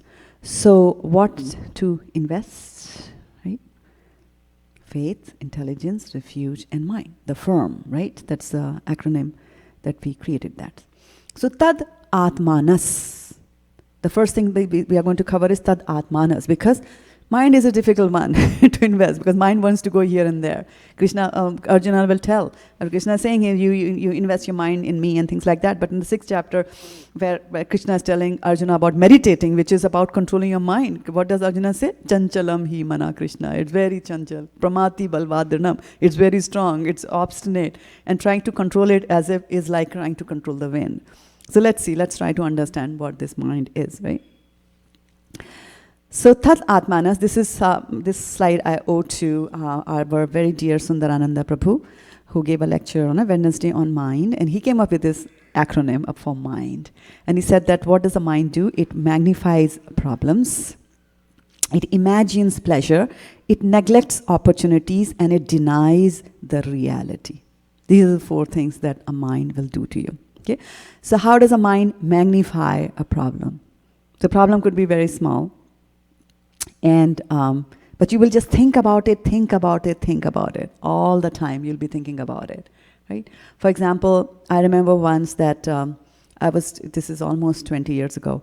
I was driving here with my daughter, and we were returning from some place, and we came back home, and I pulled into my carport, the parking slot there. So it was an apartment, so the cars would be parked facing each other like that. So I very nicely, I brought the car into the carport, and I said, okay, now, I was not even braking, I was just and I was not even, accelerating it, was just moving on its own on auto. And the car was slowly gliding in. I was talking to my daughter, and I said, okay, now let me brake. So I pressed the brake, and the car started moving forward. I was like, oh, what happened? Why is the brakes not, being applied? So I pressed the brakes even harder, and the car went even further. And it ramped into the car which was, parked opposite to my car. And then, of course, next to me, my daughter, she was a teenager. She started squealing as only teenagers can squeal, right? And so I was even more worried, like, what's going to happen? So I just kept on pressing the brake, and the car went and jammed into the car and then it stopped. Obviously, it had to stop. And then, of course, I realized that I was not pressing on the brakes. I was pressing on gas, like that. And then we came out, and we saw that because of all this, I had actually pushed a stationary car about 3 feet away by just, pressing on the brake. And then it was like, oh my Krishna, what's going to happen now, right? Number 1, my insurance is going to go up. Number 2, did my husband who's upstairs, did he listen to that? Oh my goodness, what about all the other neighbors who have been hearing all this screeching, and what are they going to do? And what about the person who comes back and sees that this car has been, her car or his car has been, completely smashed. So, of course, I called the police, and I said that, this has happened. So he said, that's fine. He looked up the license plate of the other car and said that, fine, that person lives in your apartment, and here's the number. Why don't you call them and tell them that, And then, so this happened in the morning half, and then I was agonizing the whole evening, the whole night, and that person did not return home till 10 o'clock in the night. And I was just thinking, like, what's going to happen? So the insurance will go up, and then how will I afford a bigger insurance? And because I was still young then, so if you're young and you bash your car, then insurance goes up even higher, right? And then if you do silly things like bash into a stationary car, then it's even worse, right? Like that. And so, how much will it be? How much will the person start? Should I settle it outside of the insurance? Should I not settle it? Like that. Everything kept on going on and on in my mind. And then in the night, that lady called. It was a lady whose car I had bashed, and she called in the night, and she said, "Yeah, doesn't matter. Insurance will cover it. My insurance will cover it." So my mind was constantly, magnifying that problem. It will magnify, make it big, make it big, make it big. And Vaisheshika Prabhu once gave a lecture at Salesforce, Kita, and also at Google, and I was at Google, where he said that if you are in this material world, then problems will always come. So there's no such thing as, they got married and they lived happily ever after. It's nothing like that. So problems are always going to come. Dukhalayam ashashvatam. Krishna says that in Bhagavad Gita. So dukhalayam ashashvatam is going to happen. But our mind can determine the size of the problem. The mind determines the size of the problem. So when I was very young, I was reading a book, and it said that your troubles are like pebbles. Right? So what is a pebble? It's a small stone. So if you hold it in your hand away from you, then it'll have whatever size. It'll show you that size, and it'll be a small part of the rest of your world. It's small, right? But if you bring your pebble close to your eye, it'll cover the whole world for you. The troubles and your problems are like that. So we have to remember and get that knowledge. Have the knowledge that this is happening. These are the thoughts that are going through me. I am the soul, I'm away, and this wretched mind of mine, is creating all these problems and magnifying it, beyond comprehension. Then the mind also imagines that there is some pleasure, right? So imagine some pleasure. There's this famous example, again, Sundarananda Prabhu gave us this nice example of Pavlov's experience, where he used to have a dog, and he would ring the bell and put some food, and the dog would salivate, and then he would eat the food. And this went on for a month. Every day he would ring the bell, dog would come, and he would put the food, dog would salivate, and then eat the food, like that. 1 day, 2 day, 3 day, 4 day, like that. It went on for 6 months. And then one day what he did was that he rang the bell, did not put the food, but the dog started salivating. Why? Because the dog is imagining the pleasure. It imagines that there is pleasure over there. We imagine that there are pleasure in things. For example, we might imagine that if I make the rasagulla, and by the way, Shukharupa Mataji makes wonderful gulab jamuns, and so she made like 400 of them recently. But I have to tell you, I ate only half of it because I read this. I'm just kidding. So, so gulab jamuns, beautiful, amazing gulab jamuns, and they are super tasty. So eating them, the thought of eating them is going to give pleasure to us. So we think that they have pleasure. So your mom makes a nice, batch of gulab jamuns, puts them in the refrigerator to cool, and says, okay, let them be there for half an hour, and then you can take it out and you can have a few. And then you are, just waiting for the clock. Okay, half an hour has happened, and now is the time for me to go and get the gulab jamuns. And you take the gulab jamuns in a nice bowl, you sit down on your dining table, and then your phone rings.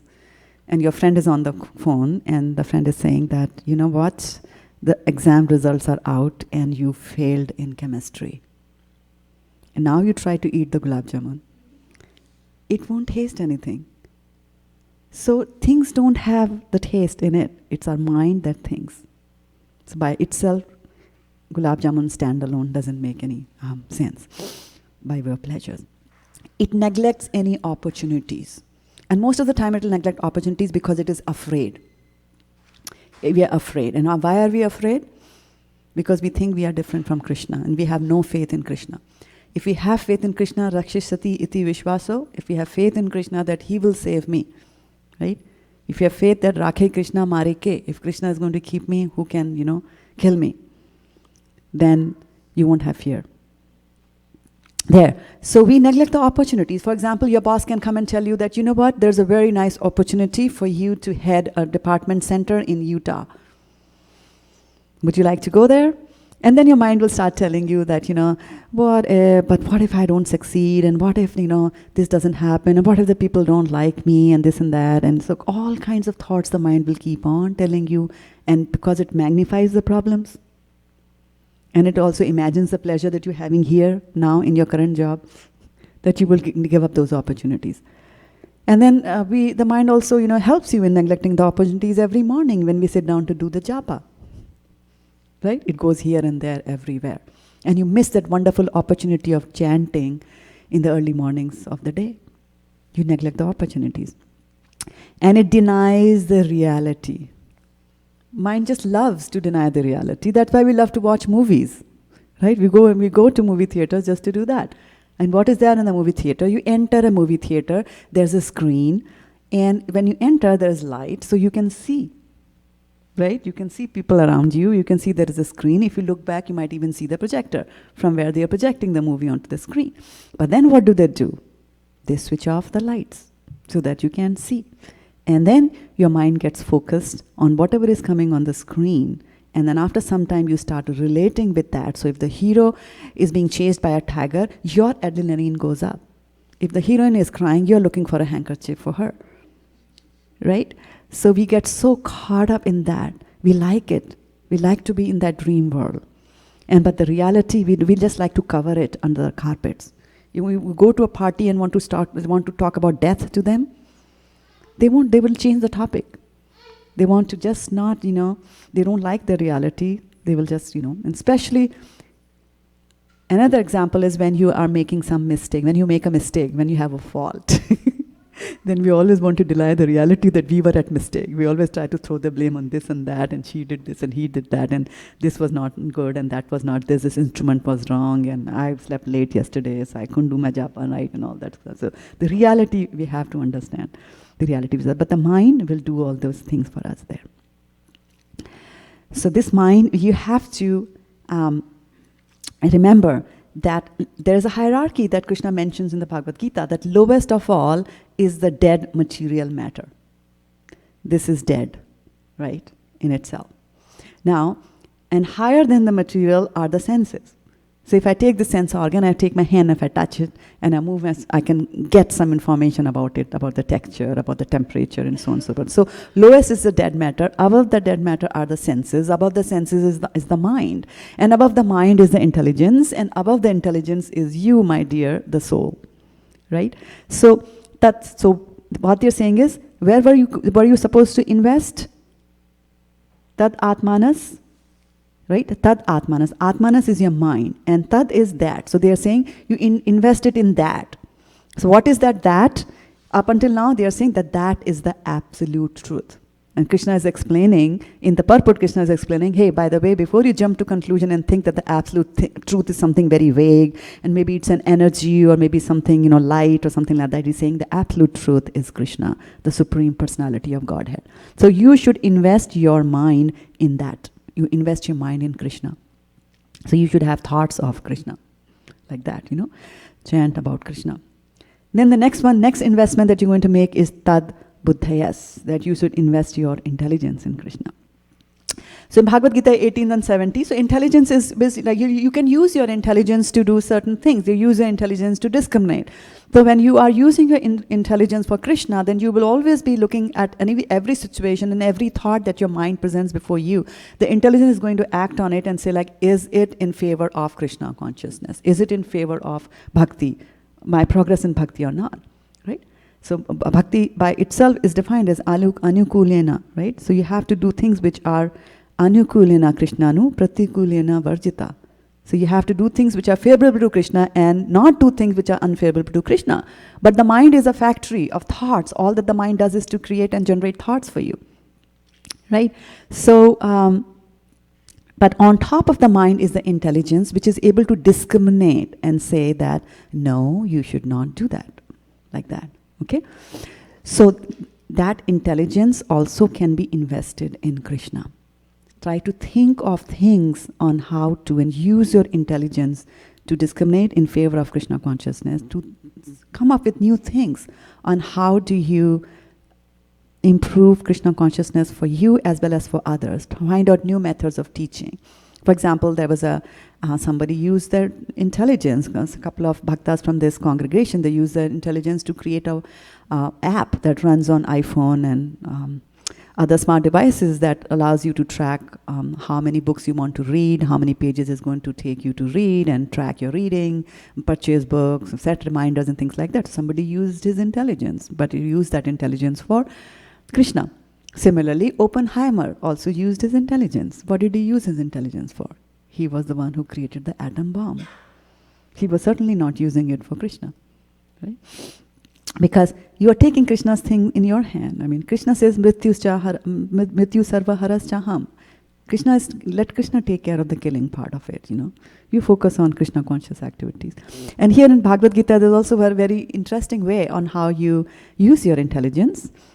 Adhyeshyate jaya imam dharmyam samvadamavayo jnana yagnena tenaham ishta swam iti me matihi. And it says, I declare that he who studies this sacred conversation of ours worships me by his intelligence. So if you are taken to reading books, and nowadays, I mean, we have two Matajis in this congregation who will not let you go. One of them is Gandharvika Mataji. She will be after you for the Chad, which is chapter a day of Bhagavad Gita. How many of you know about Chad? Okay, those of you who don't know, talk to me during the break tonight, and I will tell you how to enroll yourself in Chad. It's about reading a chapter of Bhagavad Gita every day, just the translations, so it won't take you more than 10 minutes of your time. A very good investment, right? So, and the other one is Malini Mataji, who now has got an even bigger goal. That's a 90-day Bhagavad Gita challenge that's going on, where you're supposed to read the whole of Bhagavad Gita in 90 days, including the purports and verses and everything like that. So you can, you can indulge in these kind of things and invest your intelligence in Krishna as well. Then in Bhagavad Gita in the previous chapter, Krishna says that Vitaraga bhaya krodha manmaya mamupashritaha bhavaho jnana tapasa putamad bhavamagataha. So he's saying that being freed from attachment, fear and anger, being fully absorbed in me and taking refuge in me, many persons in the past became purified by knowledge of me, and thus they all attained transcendental love for me. Okay? So how will you become freed from attachment, fear and anger? First you have to get some knowledge, right? First of all, you have to understand that you are attached. Sometimes people don't even know that they are attached, right? Sometimes they don't even know what is right and what is wrong till you read Prabhupada and he tells you about the 4 regulative principles, and then you say, oh wow, that is what it is. I still remember watching a little video where Prabhupada was talking to some of the priests here in USA, and they were having a nice discussion about why you should not eat meat. And so that man was saying that, the priest was saying that, yeah, but the sheep are meant to be eaten. So, people have that kind of a knowledge that you are supposed to do that. So you need to get the knowledge and you need to get it from the right sources. And that's why you read the books that are there, over there. And then you take refuge in Krishna. You make Krishna your goal. You make Krishna your shelter. And he says that many people in the past have become purified, so you will also become purified. So kalmasha, you will go away there. So tad buddhyas tad atmanas tad nishthas tad parayanaha gachanti apunar avritam. So you have to also have faith in Krishna, and then also have your refuge in Krishna. Gachanti apunar avritam. So gachanti apunar avritam means that apunar avritam means will not come back again. So you will go to a place from where you will not come back again. Because in this material world, what happens? We just go from Brahmande Brahmite Kon Bhagyavan Jeev. So we are just loitering in this universe, going from one planet to another planet, back to this planet, in this body, in that body, back again as human body, fall down, become a dog, a worm, a bird, a fish, and so on and so forth. Right? But we are just, recycling as if in a Ferris wheel. We are just going up and down, up and down, up and down in this material world. But what we need to really do is to go back from where we will never come down, and that is the spiritual world. And Krishna also says in 15th chapter that Yad Gatva na nivartante tad dhama paramam mama. That, my dham, my place, So if you go to Krishna and make that as your goal, that I want to go there. So if you're investing in real estate, Rachna, how about investing in a house in Golok Vrindavan? That's the best place, because there you will live forever in your spiritual body. And from there you don't have to come down here. And by the way, you don't have to pay property tax over there. It's a good thing, right? So, gachanti apanar avritam jnana nirdhuta kalmashaha, right? So with jnana, this will go away. So, we are going to invest the 4 things. So we have those 4. And so what do you invest and what do you invest in? So we said that we invest our time, our energy, our money in homes and stock and relationships and so on and so forth, right? But what do you have to invest in now here? Krishna's 101 of investment says you invest 4 of your things, your mind, your intelligence, your refuge and your faith. And where do you invest? Invest it in Krishna, in the Tat, right? It has to go into the Tat. Tat buddhyas, Tat atmanas, tan nishchas, tat parayanaha, right? So that's the Tat. And then of course the Tat changes the shape, becomes Tad or Tan because of the Sanskrit language, right? Like that, so we have mentioned there in this verse about the Tat. So we talked about investing your intelligence, and we said invest your mind into Krishna, and then refuge, right? Mat parayanaha. So what is refuge? It's a condition of being safe or sheltered from pursuit, danger, or trouble. And Krishna says, Sarv dharman paritajya mam ekam sharanam vraja aham tvam sarva papebhyo mokshisyami masucha. Right? I will deliver you from everything. Just surrender unto me. So take shelter, take refuge at his lotus feet, right? Make Krishna your goal. That means that. So in the previous verse they are describing the Supreme there, and then in this verse they are saying that. That in pure Sanskrit just means, Tat in pure Sanskrit just means that. So here we have to understand in the context of the previous verse, right? In the subsequent verses that we are talking about God, like that. Or Krishna.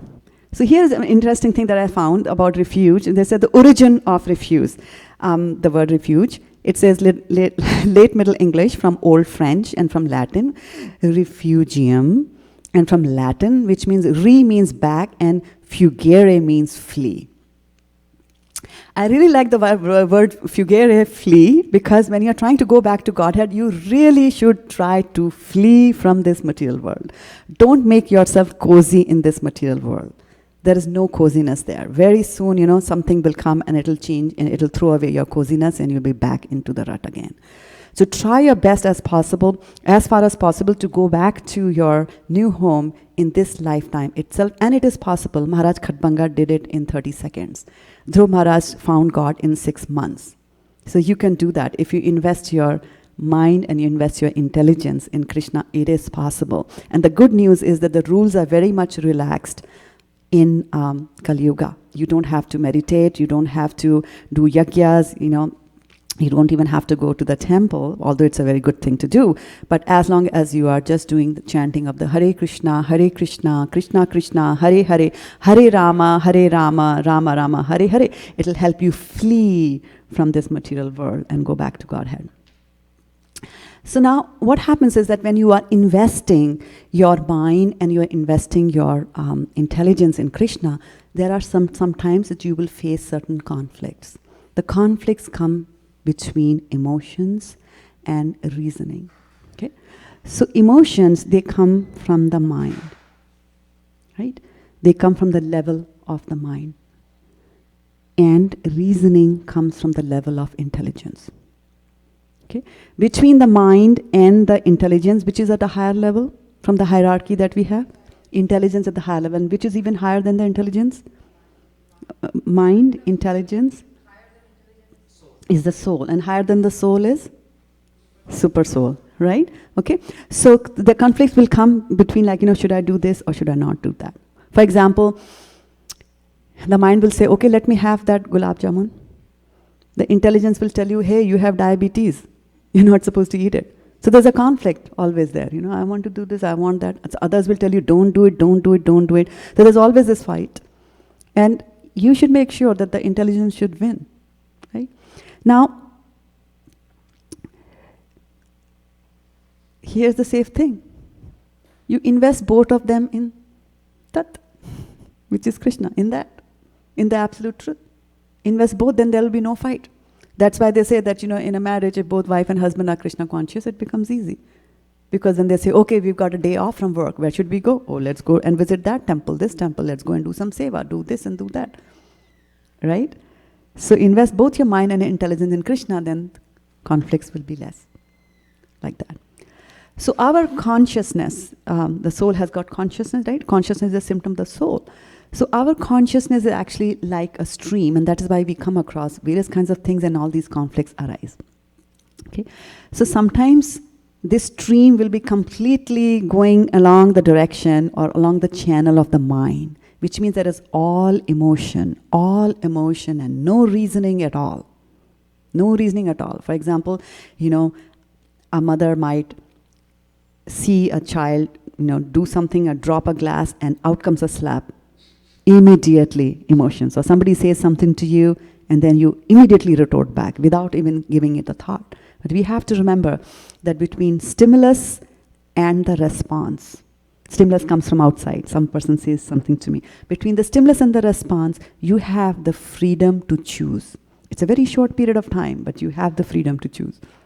And so to do that, we have to be armed with knowledge and to understand the workings of the mind, the workings of the intelligence, the hierarchy and things like that, to be able to make the right decision.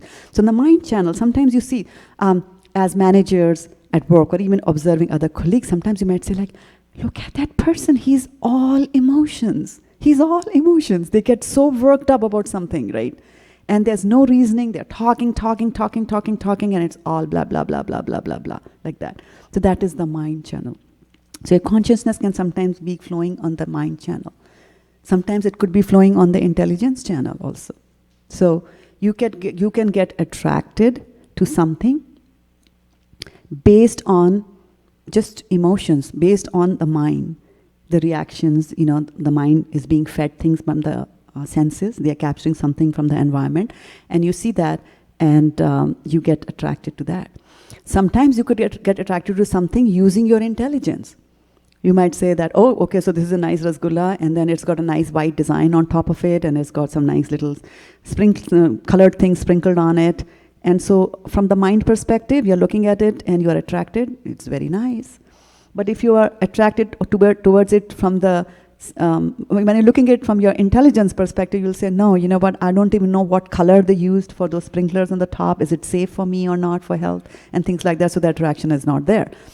On the other hand, the intelligence might get attracted to an apple, because it knows an apple a day keeps the doctor away, right? So you could get attracted to things from different levels that you're coming from, right? You could also be working on a very different level, because of course there is mind and then there is intelligence, but then higher than mind and intelligence, at a higher level, is faith, which you get, which you have.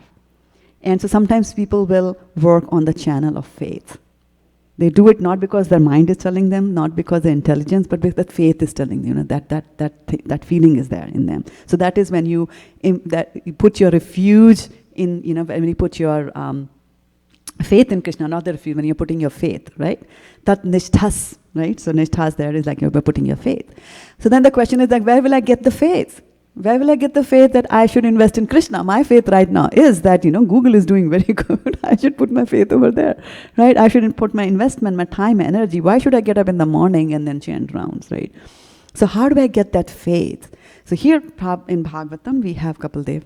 Satam prasangam mama virya samvido bhavanti hritkarna rasayana katha Tajjoshnadashvapavargavartmani Shraddharatir bhaktiranukramashati. So Satam are the good people. They are not the ones who do atyahara priyasascha. They are not those. Satam are devotees of the Lord. So when you are in the association of devotees, Satam prasangam is association, then what you do is when you are in the association, then you develop a desire to listen to the stories, the magnificent stories of Krishna. You develop a desire. Why? Because they are doing it. Mat chitta mad gata prana bodhayantas parasparam kathayantas chamam nityam tushyanti cha ramanti cha. So what do the pure devotees of the Lord do? They discuss pastimes of the Lord's books, things like that. And they are very much engaged in that. For example, I remember Praveen Prabhu was engaged in distributing some Srimad Bhagavatam sets for his company, Facebook. And so he's trying to bring Krishna to people's book. And so there was a lot of discussion going on, there was a lot of WhatsApp messages going on, and there was a lot of satisfaction, there was a lot of happiness. Why? Because we are using our intelligence, we're using our mind in the service of Krishna. And that will always give you satisfaction. So when you come into the association of such people and you see them feeling very happy by doing that, right? So you will get affected by that. Just as an iron rod, when it comes in contact with the fire, takes on the properties of the fire, so you will also become that, right? So then what will happen? That ashva tat joshnad ashva apavarga vartamani. So then what will happen is that once you cultivate this desire to listen to Krishna Katha, then very soon, ashva, you will turn towards the path of apavarga. Pavarga is when you are attached to material things, and apavarga is opposite of that, when you get attached to non-material or spiritual activities and spiritual things. So that is apavarga. So you then start walking, which is also liberation from this material world. So you start walking on the path of liberation. So in the association of devotees, you change your steering wheel, you move your steering wheel, and you are headed now in another direction. And then once you are on that path, then Shraddha, which is faith, Ratir and Bhakti, right? These three things, then Shraddha, attachment, and then Bhakti, Anukramashyati, that is step by step they will come. They will come, they will take their time, but they will come, okay? So, so we have to develop our faith, and then of course, the pure devotees of the Lord have their faith in Krishna, so you will also be able to invest your faith in Krishna, because now you start seeing the benefits.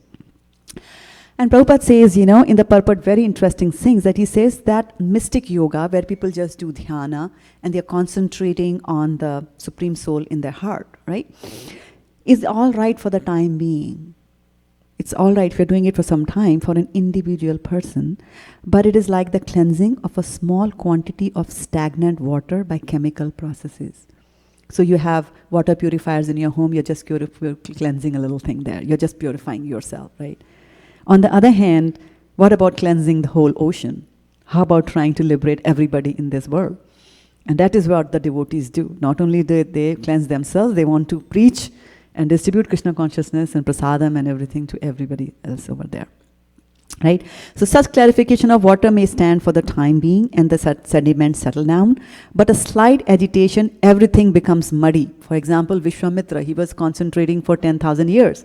And then what did he hear?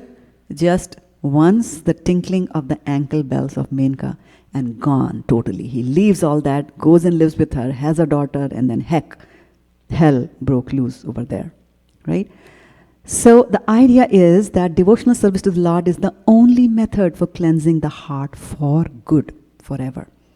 Whereas other methods may be superficially good for the time being, there is a risk of becoming muddy again due to the agitation of the mind. Why? Because Vishaya vinivartante niraharasya dehina rasavarjam rasupyasya param drishtva nivartate. So it says that if you try to, this is from Bhagavad Gita, Krishna says that if you try to artificially control things and give up things, although the taste for that will still remain. If I tell you that, don't eat tur dal, so I'm going to kill you. If you eat tur dal, you might give up and not eat tur dal, but there's nobody that prevents your mind from thinking about tur dal. Right? However, if I give you sambar and I tell you, can you give up tur dal? You'll say yes, because I have found my sambar. So when you get a higher taste, it's easier to give up the lower taste. So you have to find that higher taste there. And the higher taste actually comes in bhakti only, because then you are in direct connection with Krishna. Okay? Like that. So then the refuge channel. Refuge channel is where do you make your investments. Okay? So the best place to take shelter is to take shelter of Krishna, because he's the supreme powerful.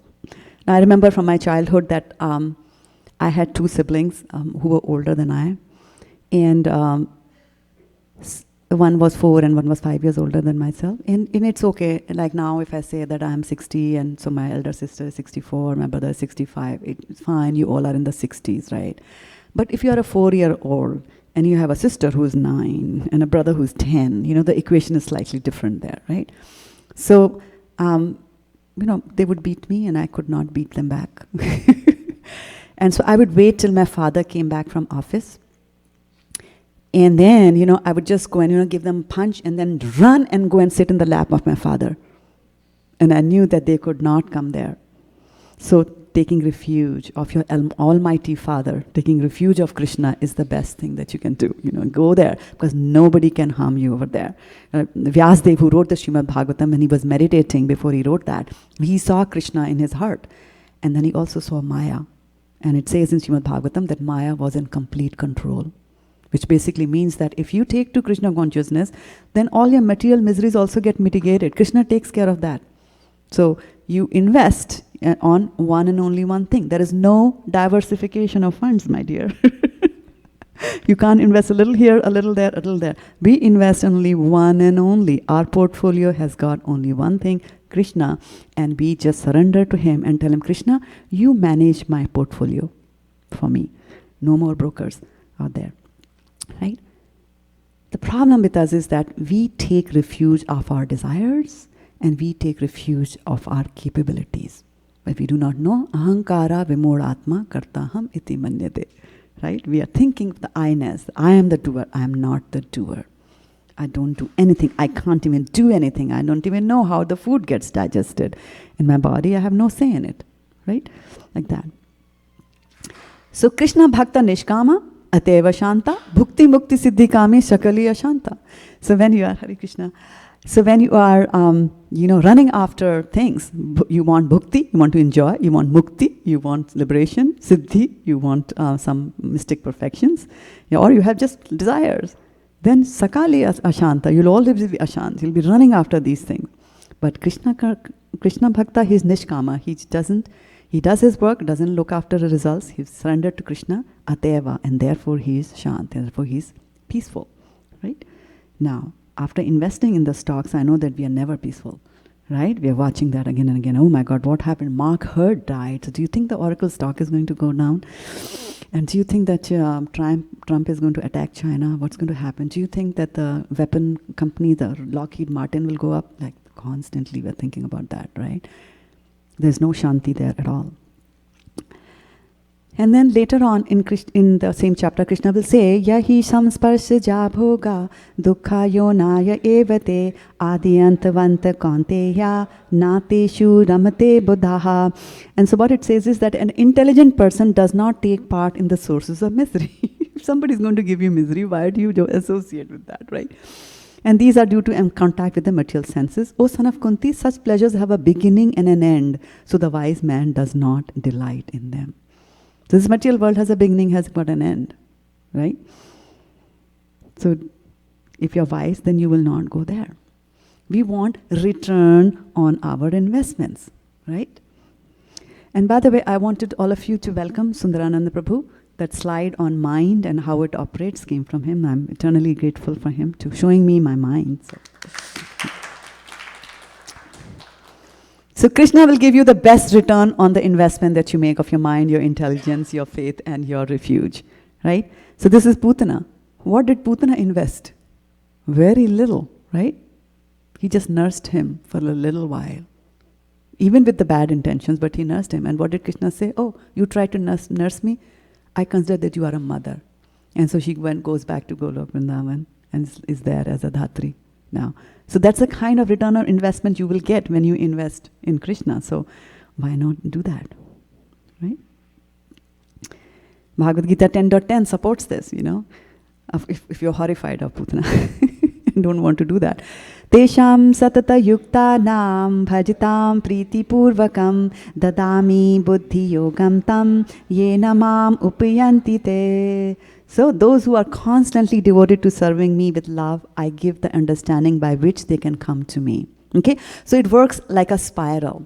You invest a little bit of your mind, a little bit of your intelligence, and Krishna will reciprocate. He will give you the knowledge. With that knowledge, now you'll be able to invest more of your mind and then more of your intelligence. And this way, you'll spiral your way back to Godhead, in small, small increments, and you loop back and you do that, right? Because Krishna says, Ye yatha mam prapadyante tam tateva bhajamyaham mama vartmanu vartante manushya partha sarvatha, right? As all surrender unto me, I reward them accordingly. Everyone follows my path in all respects, O son of Pritha. So Krishna, when he sees what you are surrendering, what you are investing, he's seeing that he sees, well, what you have given him, but he also sees what you have kept back. So when you give him to the best of your abilities, that's the best of the situation, the best of the investment that you can do. Right? For example, if I have $100 which I could spend on anything, and I come to the Hindi and put $10 over there, there's 90 that I kept back for myself. Right? There's a difference there, right? So like that, as you surrender, tad buddhayas, tad atmanas, tad nishthas, tad parayanaha, gachanti apunar avritam, jnana nirdosha kalmashaha. So, summary, you invest your 4. What are your 4? So now I'm going to call, who are the volunteers holding to the 4? Okay, and I want you to say that in your microphone. So place your firm in Krishna. And who is Faith? Is Nimish Prabhu? Yes. Faith, okay. And? Intelligence. Intelligence. And? Who is refuge? Nobody took refuge of Krishna? Well, that's the most important thing. Refuge. Refuge. And? Mind. Mind. Very good. Okay. So I'll stop now here and take reflections or questions. We have 4 minutes on the clock left for this. Yeah. Anything that you heard in the class. Reflections are easy. I don't have to answer them. But questions also you can ask. Hare Krishna Mataji. Hare Krishna Dharan Prabhu. When we were talking about 4 Kumaras, I think we talk about their impersonalism, how they came, and so by having that whole episode, one question comes to the mind. If they are impersonal, what is the need to visit the super personality? And that's a very good question. I asked that question actually of Shivas Pandit Prabhu just a few weeks ago. I forgot to ask that because you didn't click at that time. Yeah, I was asking that, if they were impersonal, then just reaching the Brahmajyoti should have been just good. But these, they were also like Chaturvidha Bhajante Ma, Jana Sukrithino Arjuna, Artho Jigyasi Artharthi, Gyani Cha Bharatrishva. So 4 kinds of people go to Krishna. Right? So Gyani, Artho, Jigyasu, Artho and Artharthi we understand. Those who are distressed, those who want some money or some economic gains, they come from. Then Gyani, Jigyasu and Gyani. Gyani, they know there is God, so they are now trying to find who is God. And then there is a Jigyasu. So these 4 Kumaras was also, they had a streak of Jigyasu in them. They had some vague idea also that, there could be something else there beyond this Brahmajyoti, so they traveled further. So yeah, I just came to know about it a week or so ago. I asked Shivas Pandit Prabhu this question there. Yeah, so they went there. But look at that jigyasa about the Supreme took them and made them into devotees. Yeah, Kotakarna Prabhu. I like that. I like so many things, but I like that point where Vishwamitra is compared to, there's an example given of Vishwamitra, that mystic yoga process is just a cleanses a part of the whole water. It doesn't cleanses the whole consciousness. So we need to have association of devotees for the complete. Exactly. Yeah. And there are so many instances in the Srimad Bhagavatam about fall down of people. I mean, there is Jal Bharata is there. Yeah, he was also there. He falls down. And then from the meditation, there's also this Shaubari Muni who is meditating. He's meditating under the sea. He's underwater, thousands of feet below the water. And then he just sees 2 fishes, and then he comes out and he wants to get married. And not only to 1 person, 2 person, 3 person, 4 person, he gets 50 wives. And then of course he, I don't know, but towards the end he gets disillusioned. And which is again, which goes back to what Sundaranand Prabhu was telling us, that mind imagines pleasure. He imagined that 1 wife is pleasure, 50 wife is 50 times the pleasure. But somewhere the math went wrong, right? And then he gives up all that, like that. So there are many instances of people just fall down when they're just trying to meditate on it. Yeah. Anything else? We have 1 more minute. I like the whole class. I mean, it was very engaging, and I'm kind of amazed to see like how you put together just one shloka, like 517, and gather the information from, like it's a volume of information, I would say, like from Bhagavatam, from Chaitanya Charitamrita, from different sources, like, and combine everything in a very summarized form, like very nicely presented and very good information. So I really like that. Thank you so much. This is like your gulab jamuns. You get things from apna bazaar and this bazaar and that bazaar, and then you soak it in chasni, and then you put some coconut powder on it. Yeah, I mean, that's the beauty of the Shastras, and I actually learned this from Srila Prabhupada, because he does that a lot in his purports, right? He talks about other verses there. So it's 8 o'clock, and we will call it a day today. Thank you so much for those of you who are in the room, as well as those of you who have been watching us online. I have to do one quick thing, because I always look at the WhatsApp messages. There's nobody to look for them for me today. Just in case somebody sent me messages, but I don't think they are there, which is good, because we are beyond time here.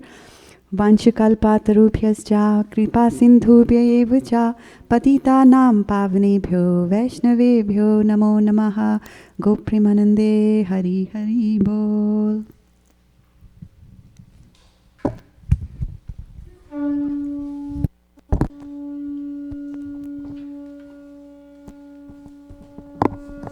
श्रद्धा माता जी की जय, श्रीला प्रभुपाद की जय.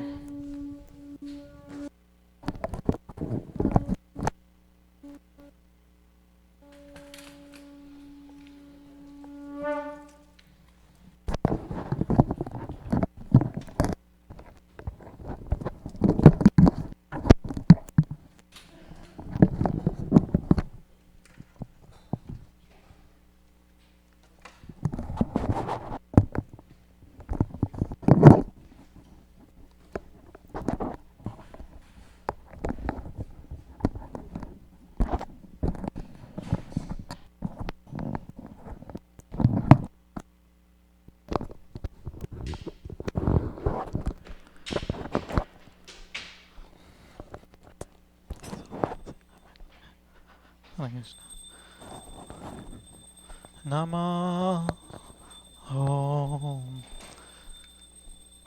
Vishnupadaya Krishna Prastaya Bhutale Shri Mate Bhakti Vedanta Swami Niti Namine.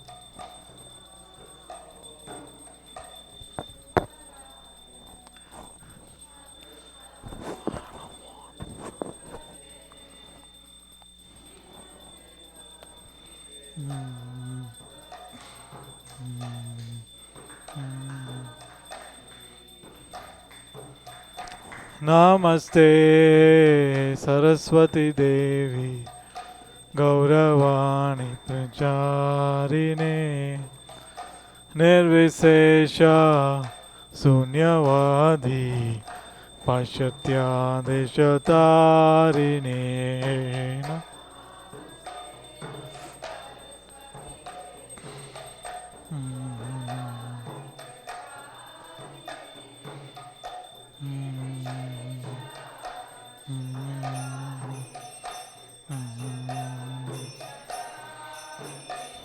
Kiva Jayo Jaya Gaura Chande Arati Kishobha.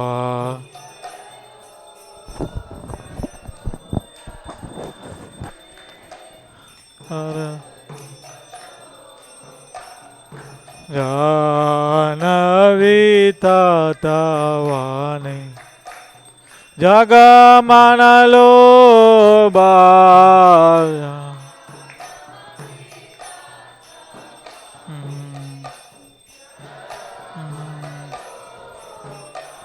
Kibadaki Nenitai Cha Bamegadadara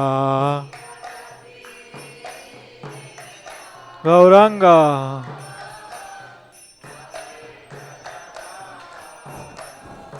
Nikate Advaita Srini Vasa Chatradara Nikate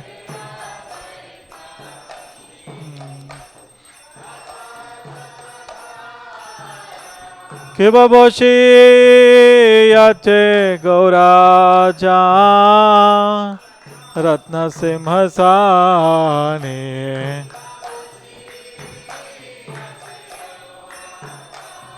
Gaura, Gaura, Gaura Hari Arati Korena Brahma Adi Devagane Ara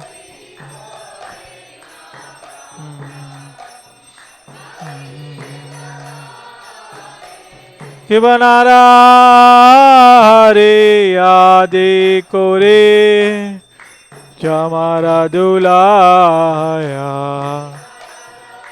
Gauranga Gaura Hari Sanjaya Mukunda Bhasu Goshadigaya Sanjaya Mukunda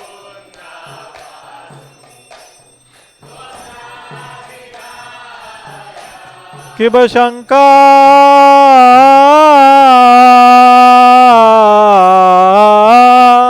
Baje Ganta Baje Baje Karatala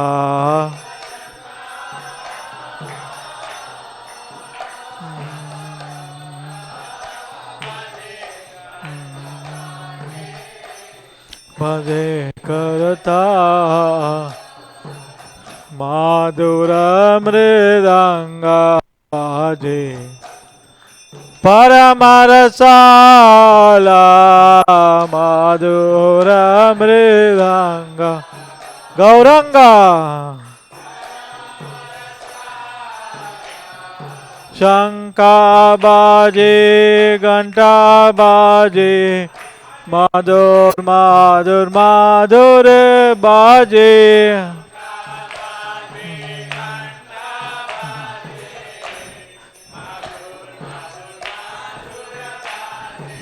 Shanka baje ganta baje Madhur Madhur Madhur baje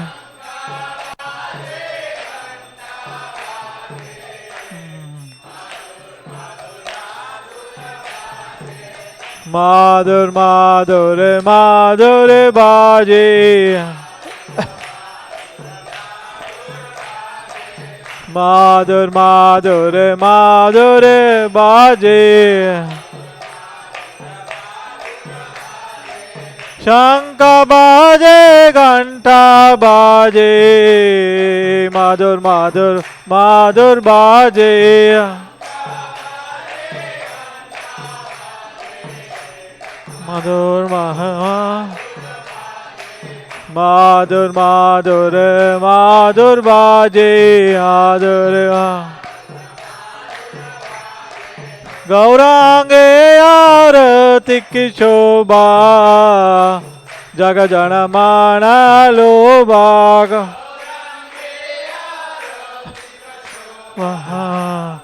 Jaga jana ma Gaurange arati ki shobha Jaga jana mana lobha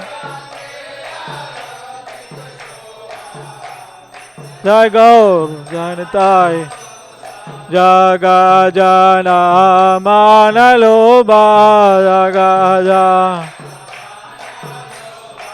Jaga jana mana lobha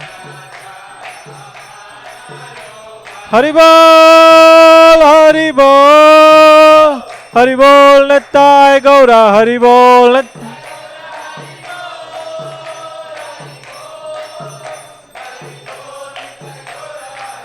Nitai Gaura, Haribol, Haribol, Haribol Nitai Gaura, Haribol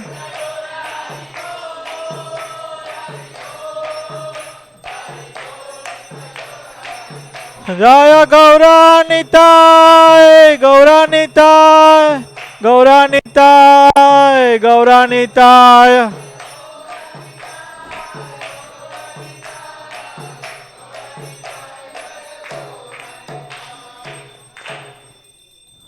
कि बबहो कोटि चंद्राजिनी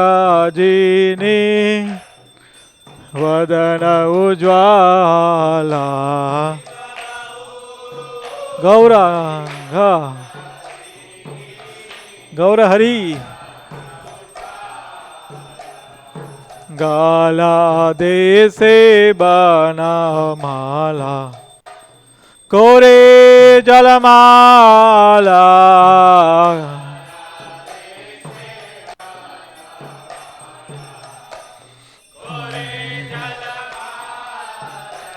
शिव शिवा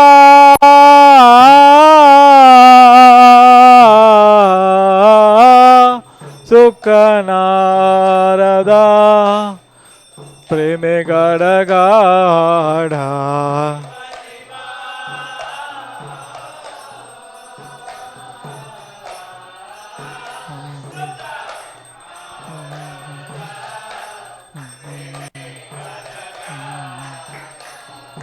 भक्ति विनोदा देखे गौरारा संपादा भक्ति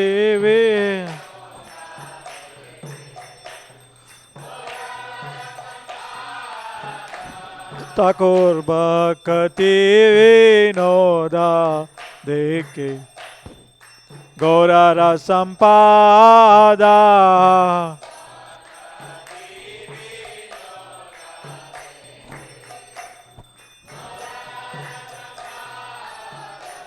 जय श्री कृष्ण चैतन्य प्रभु नित्यानंद श्री अद्वैत गदाधर श्रीवासादि गौर भक्तवृंद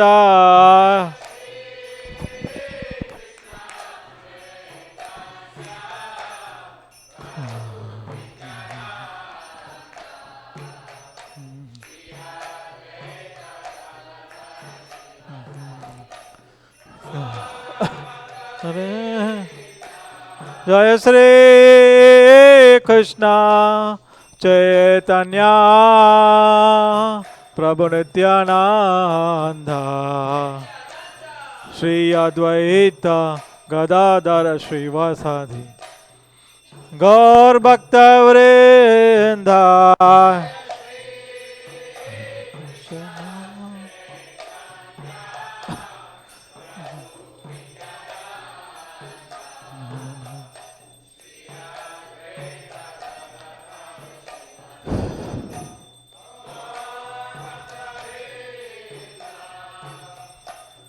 हरे Krishna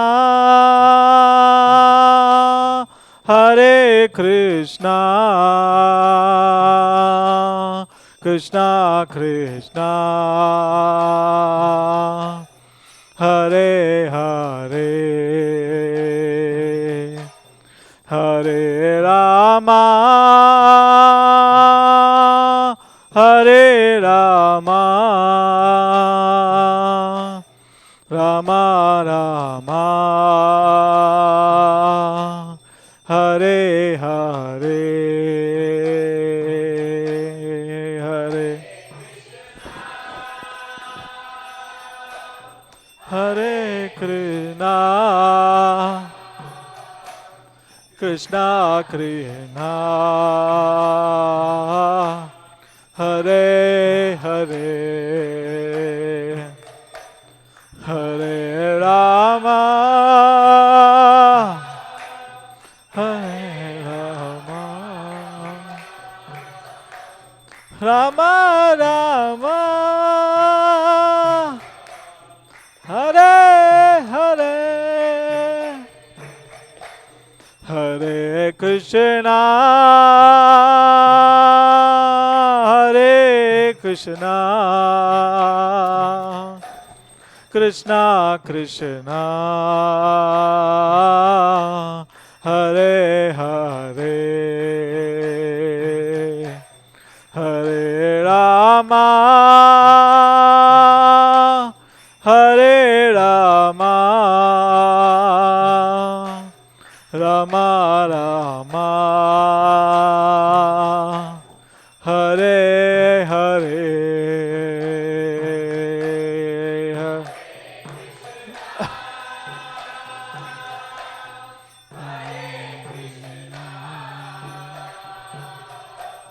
Krishna Krishna,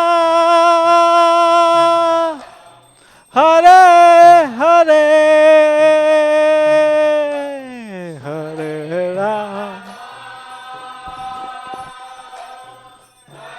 Rama, Rama Rama,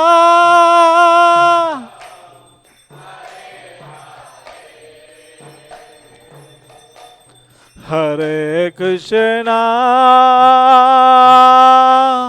Hare Krishna, Krishna Krishna, Hare Hare, Hare Rama, Hare Rama, Rama Rama, Hare Hare, Hare Hare Krishna Krishna,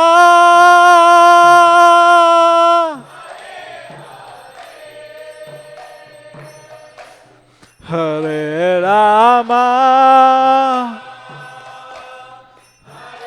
Rama, Rama Rama, Hare Hare, Hare Krishna, Hare Krishna, Krishna Krishna, Hare Hare, Hare Rama, Hare Rama, Rama Rama, Hare Hare, Hare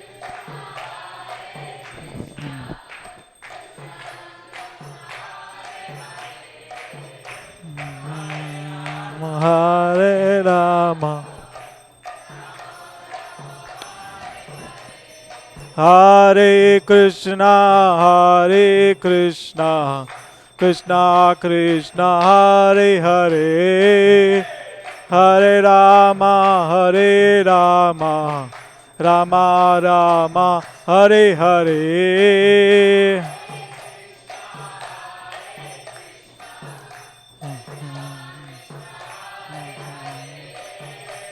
Hare Rama, Hare Rama, Rama Rama,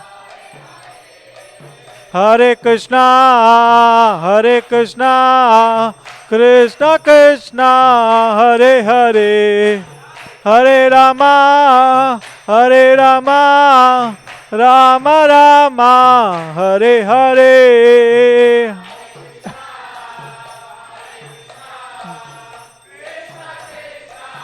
Hare Hare,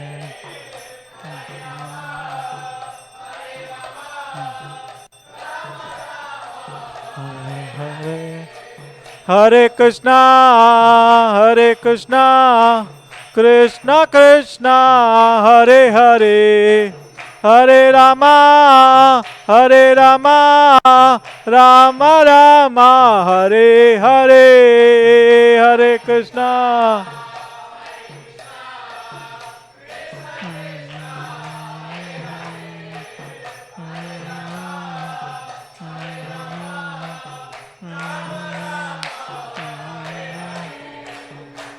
Hare Krishna, Hare Krishna, Krishna Krishna, Hare Hare, Hare Rama, Hare Rama, Rama Rama, Hare Hare, Hare Krishna,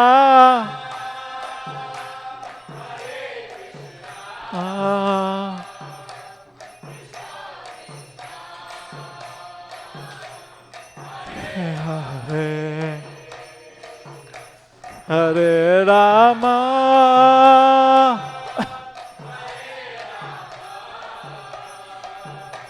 Rama Rama.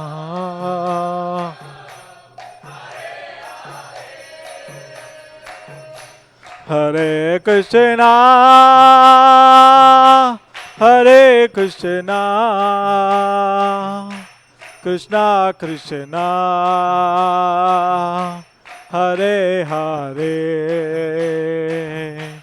Hare Rama, Hare Rama, Rama Rama,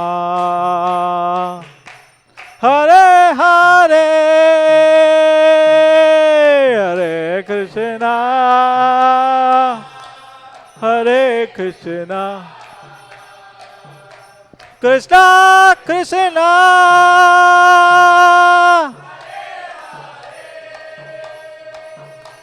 Hare Rama, Hare Rama, Rama Rama,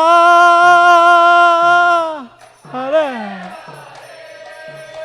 Jai Radha Madan Mohan Radha Madan Mohan Radhe Jai Radha Jai Radha Madan Mohan Radha Madan Mohan Radhe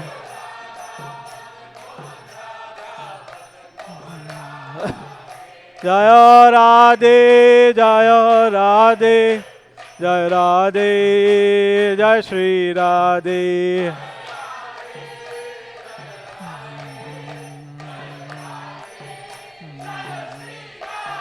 Jaya Lakshmi Narasimha Jai Nara Hari Lakshmi Narasimha Jai Nara Hari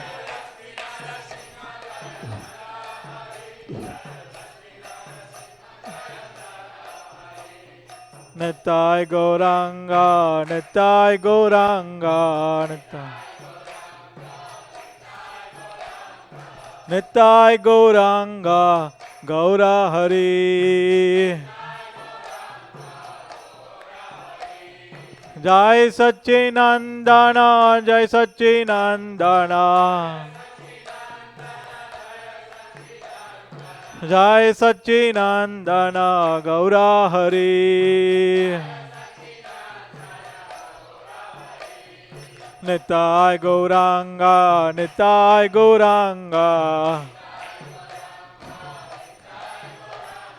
Nittai Gauranga Gaura Hari Nittai Gauranga Jai Satchinandana Jai Satchinandana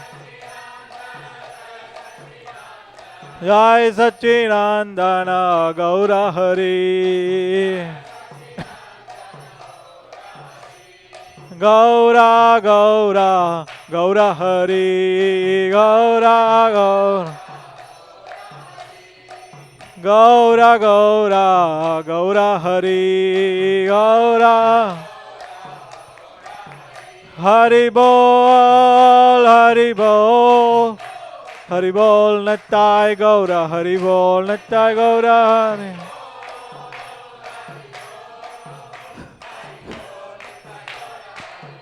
Jaya Jaya Prabhupada Prabhupada Prabhupada Jaya Jaya Prabhupada Jaya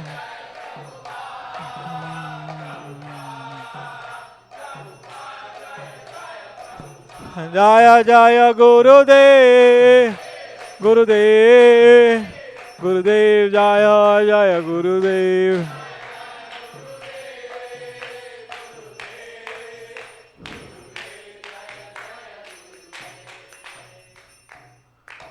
Jai Vishnupada Paramta Parigacharya Stotra San His Divine Grace A.C. Bhaktivedanta Swami Srila Prabhupada Ki ISKCON Founder Acharya Srila Prabhupada Ki Anandakoti Vaishnavrinda Ki नामाचार्य Shri Haridas Thakur की प्रेम से कहो श्री कृष्ण चैतन्य प्रभु नित्यानंद श्री अद्वैत गदाधर श्रीवासादि गौर भक्तवृंद की श्री श्री राधा कृष्ण गोप गोपीनाथ श्याम कुंड राधा कुंड गिरि गोवर्धन की वृंदावन मथुरा धाम की मायापुर नवद्वीप धाम की गंगा यमुना माई की भक्ति देवी तुलसी महारानी की समवेद भक्तवृंद की Nitai Gaur Premanandi. All glories to assembled devotees. All glories to assembled devotees. All glories to assembled devotees. All glories to Shishi Guru and Gauranga.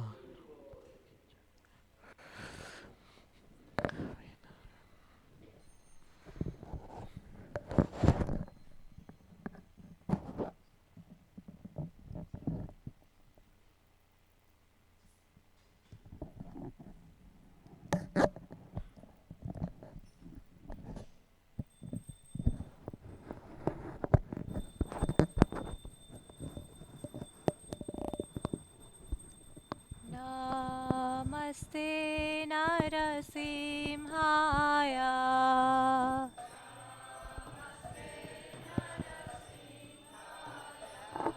Prahlādalādadāyite.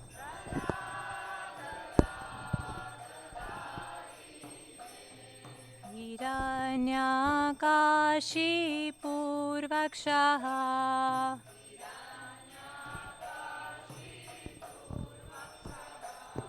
Hiranyakashipurvakshaha.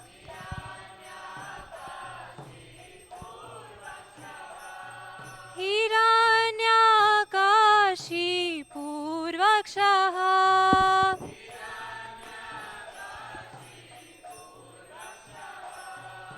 Shilatankanakalaye.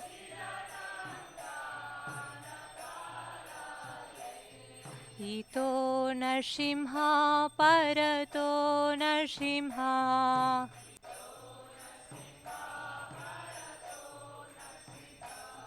Ito Narsimha Parato Narsimha.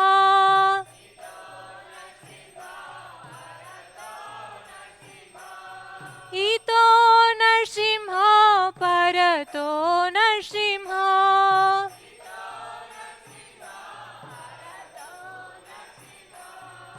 Yato yato yami tato Narsimha.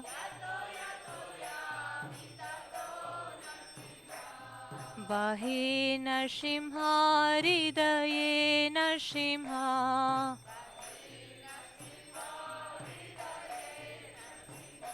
Narasinghamadhim Sharanam Prapadye.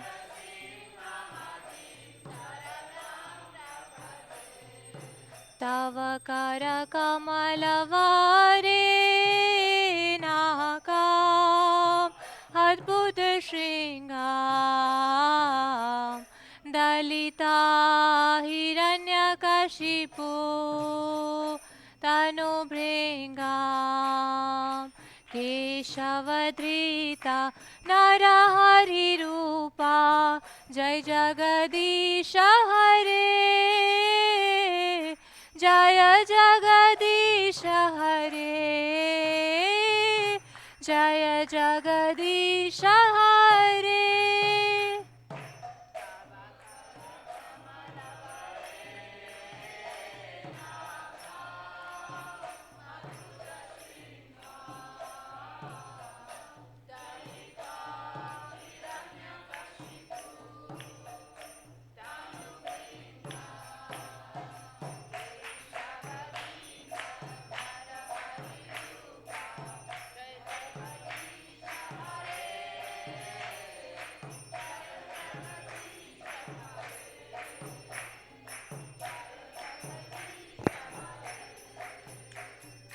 Keshavadrita Narhari Rupa Jaya Jagadisha Hare.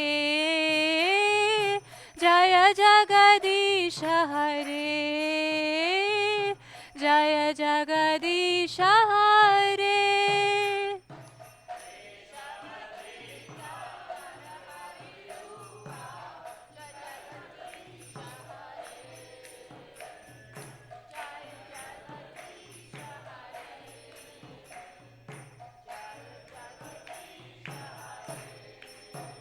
Jaya Narsimha Dev, Jaya Narsimha Dev, Jaya Narsimhadev Jaya Narsimhadev.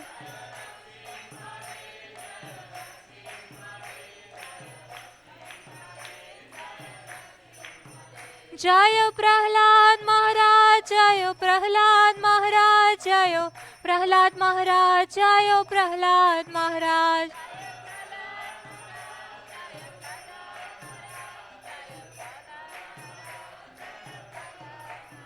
Jaya Jaya Prabhupada, Prabhupada, Prabhupada, Jaya Jaya Prabhupada.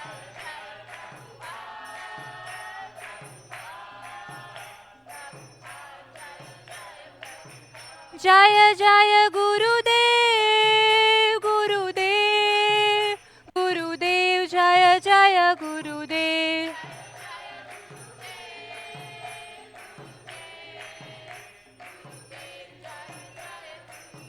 Nitai Gaura Hari Bol, Hari Bol, Hari Bol, Nitai Gaura Hari Bol.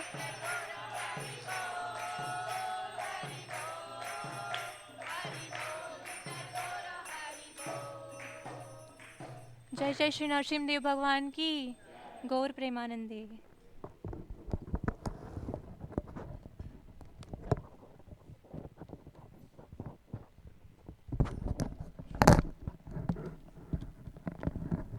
Hare Krishna, Hare Krishna, Krishna Krishna, Hare Hare, Hare Rama, Hare Rama, Rama Rama, Hare Hare. Welcome everyone to our Wednesday evening Bhagavad Gita class. Thank you so much for joining us today. Such a nice turnover today. And today's class was given by Her Grace Shraddha Mataji on chapter 5, but there was a verse 5.17, and the topic of the class was how to invest, if I am not wrong here, right? So, so Mataji told us 4 things: firm, F-I-R-M, firm. So we should invest 4 things in Krishna. Anyone remembers? So maybe we can all say together. It's an acronym. What does F mean? Faith in Krishna. I means intelligence in Krishna. R means refuge in Krishna. And M means mind in Krishna. So there's a beautiful verse, 5.17. Please read it, and please watch the class if you have missed it. If we invest only in Krishna, then it will take over our material miseries and we'll get more and more bliss. On the other hand, if we invest in stocks, it only gives us agitation. So please, thank you so much. Let's give a big round of applause to Her Grace Shraddha Mataji. Hare Krishna, Hari Bol, Hari Bol, Hari Bol, Hari Bol.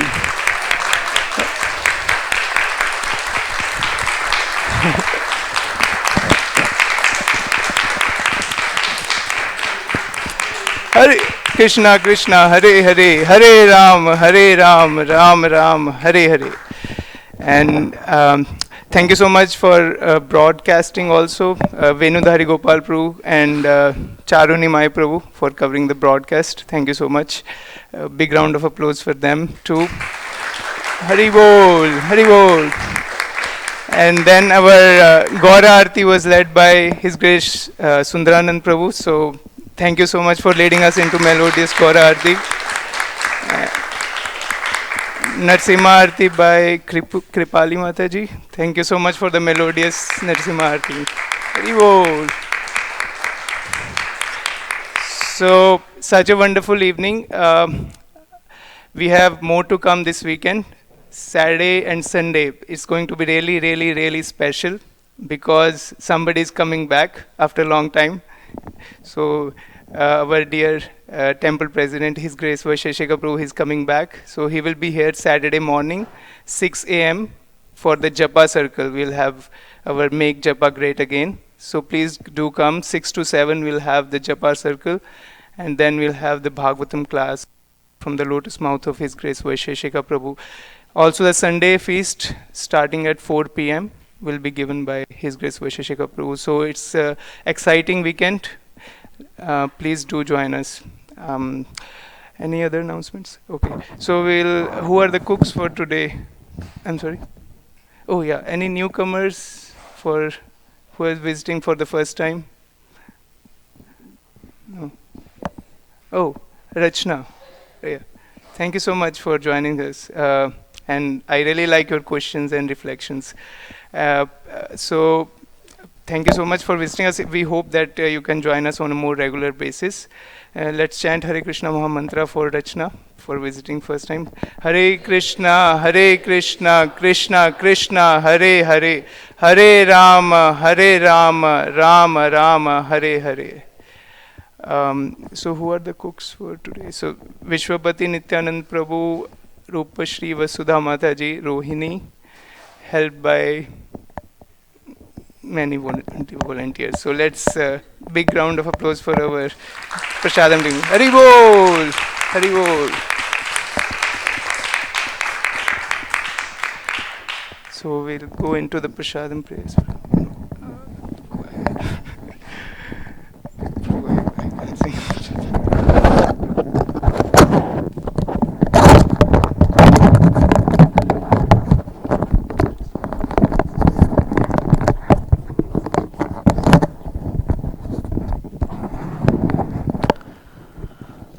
Sharira Vidyaja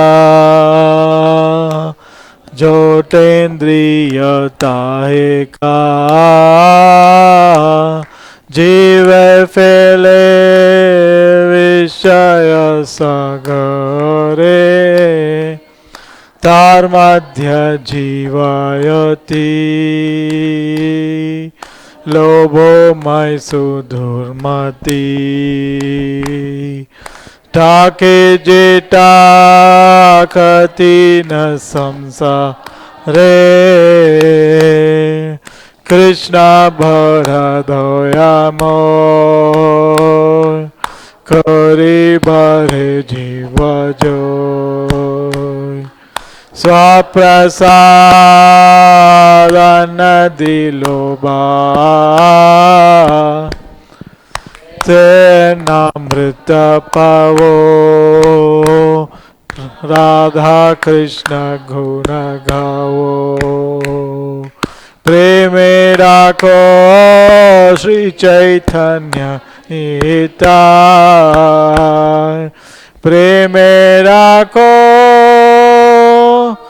Sri Chaitanya Nitai Mahaprasade Govinde Nama Brahmani Vaishnave Swalpa Punyavatam Rajan Vishwashnaya Jaya Prasade Sarva Dukkana Hanirashyopajayate Prasanna Chetaso Hiyashu Buddhir Pariyavatishtate Tvayopabhukta Shragganda Vasalankara Charchita Uchishta Bojino Dasas Tava Mayam Jaye Mahi Shri Shri Bhagavat Mahaprasadam Ki Nitai Gaura Hari Bol Hari Bol Hari Bol Nitai Gaura Hari Nitai Gaura Hari Bol Hari Bol Hari Bol Nitai Gaura Hari Bol. Please come take prasadam. Thank you.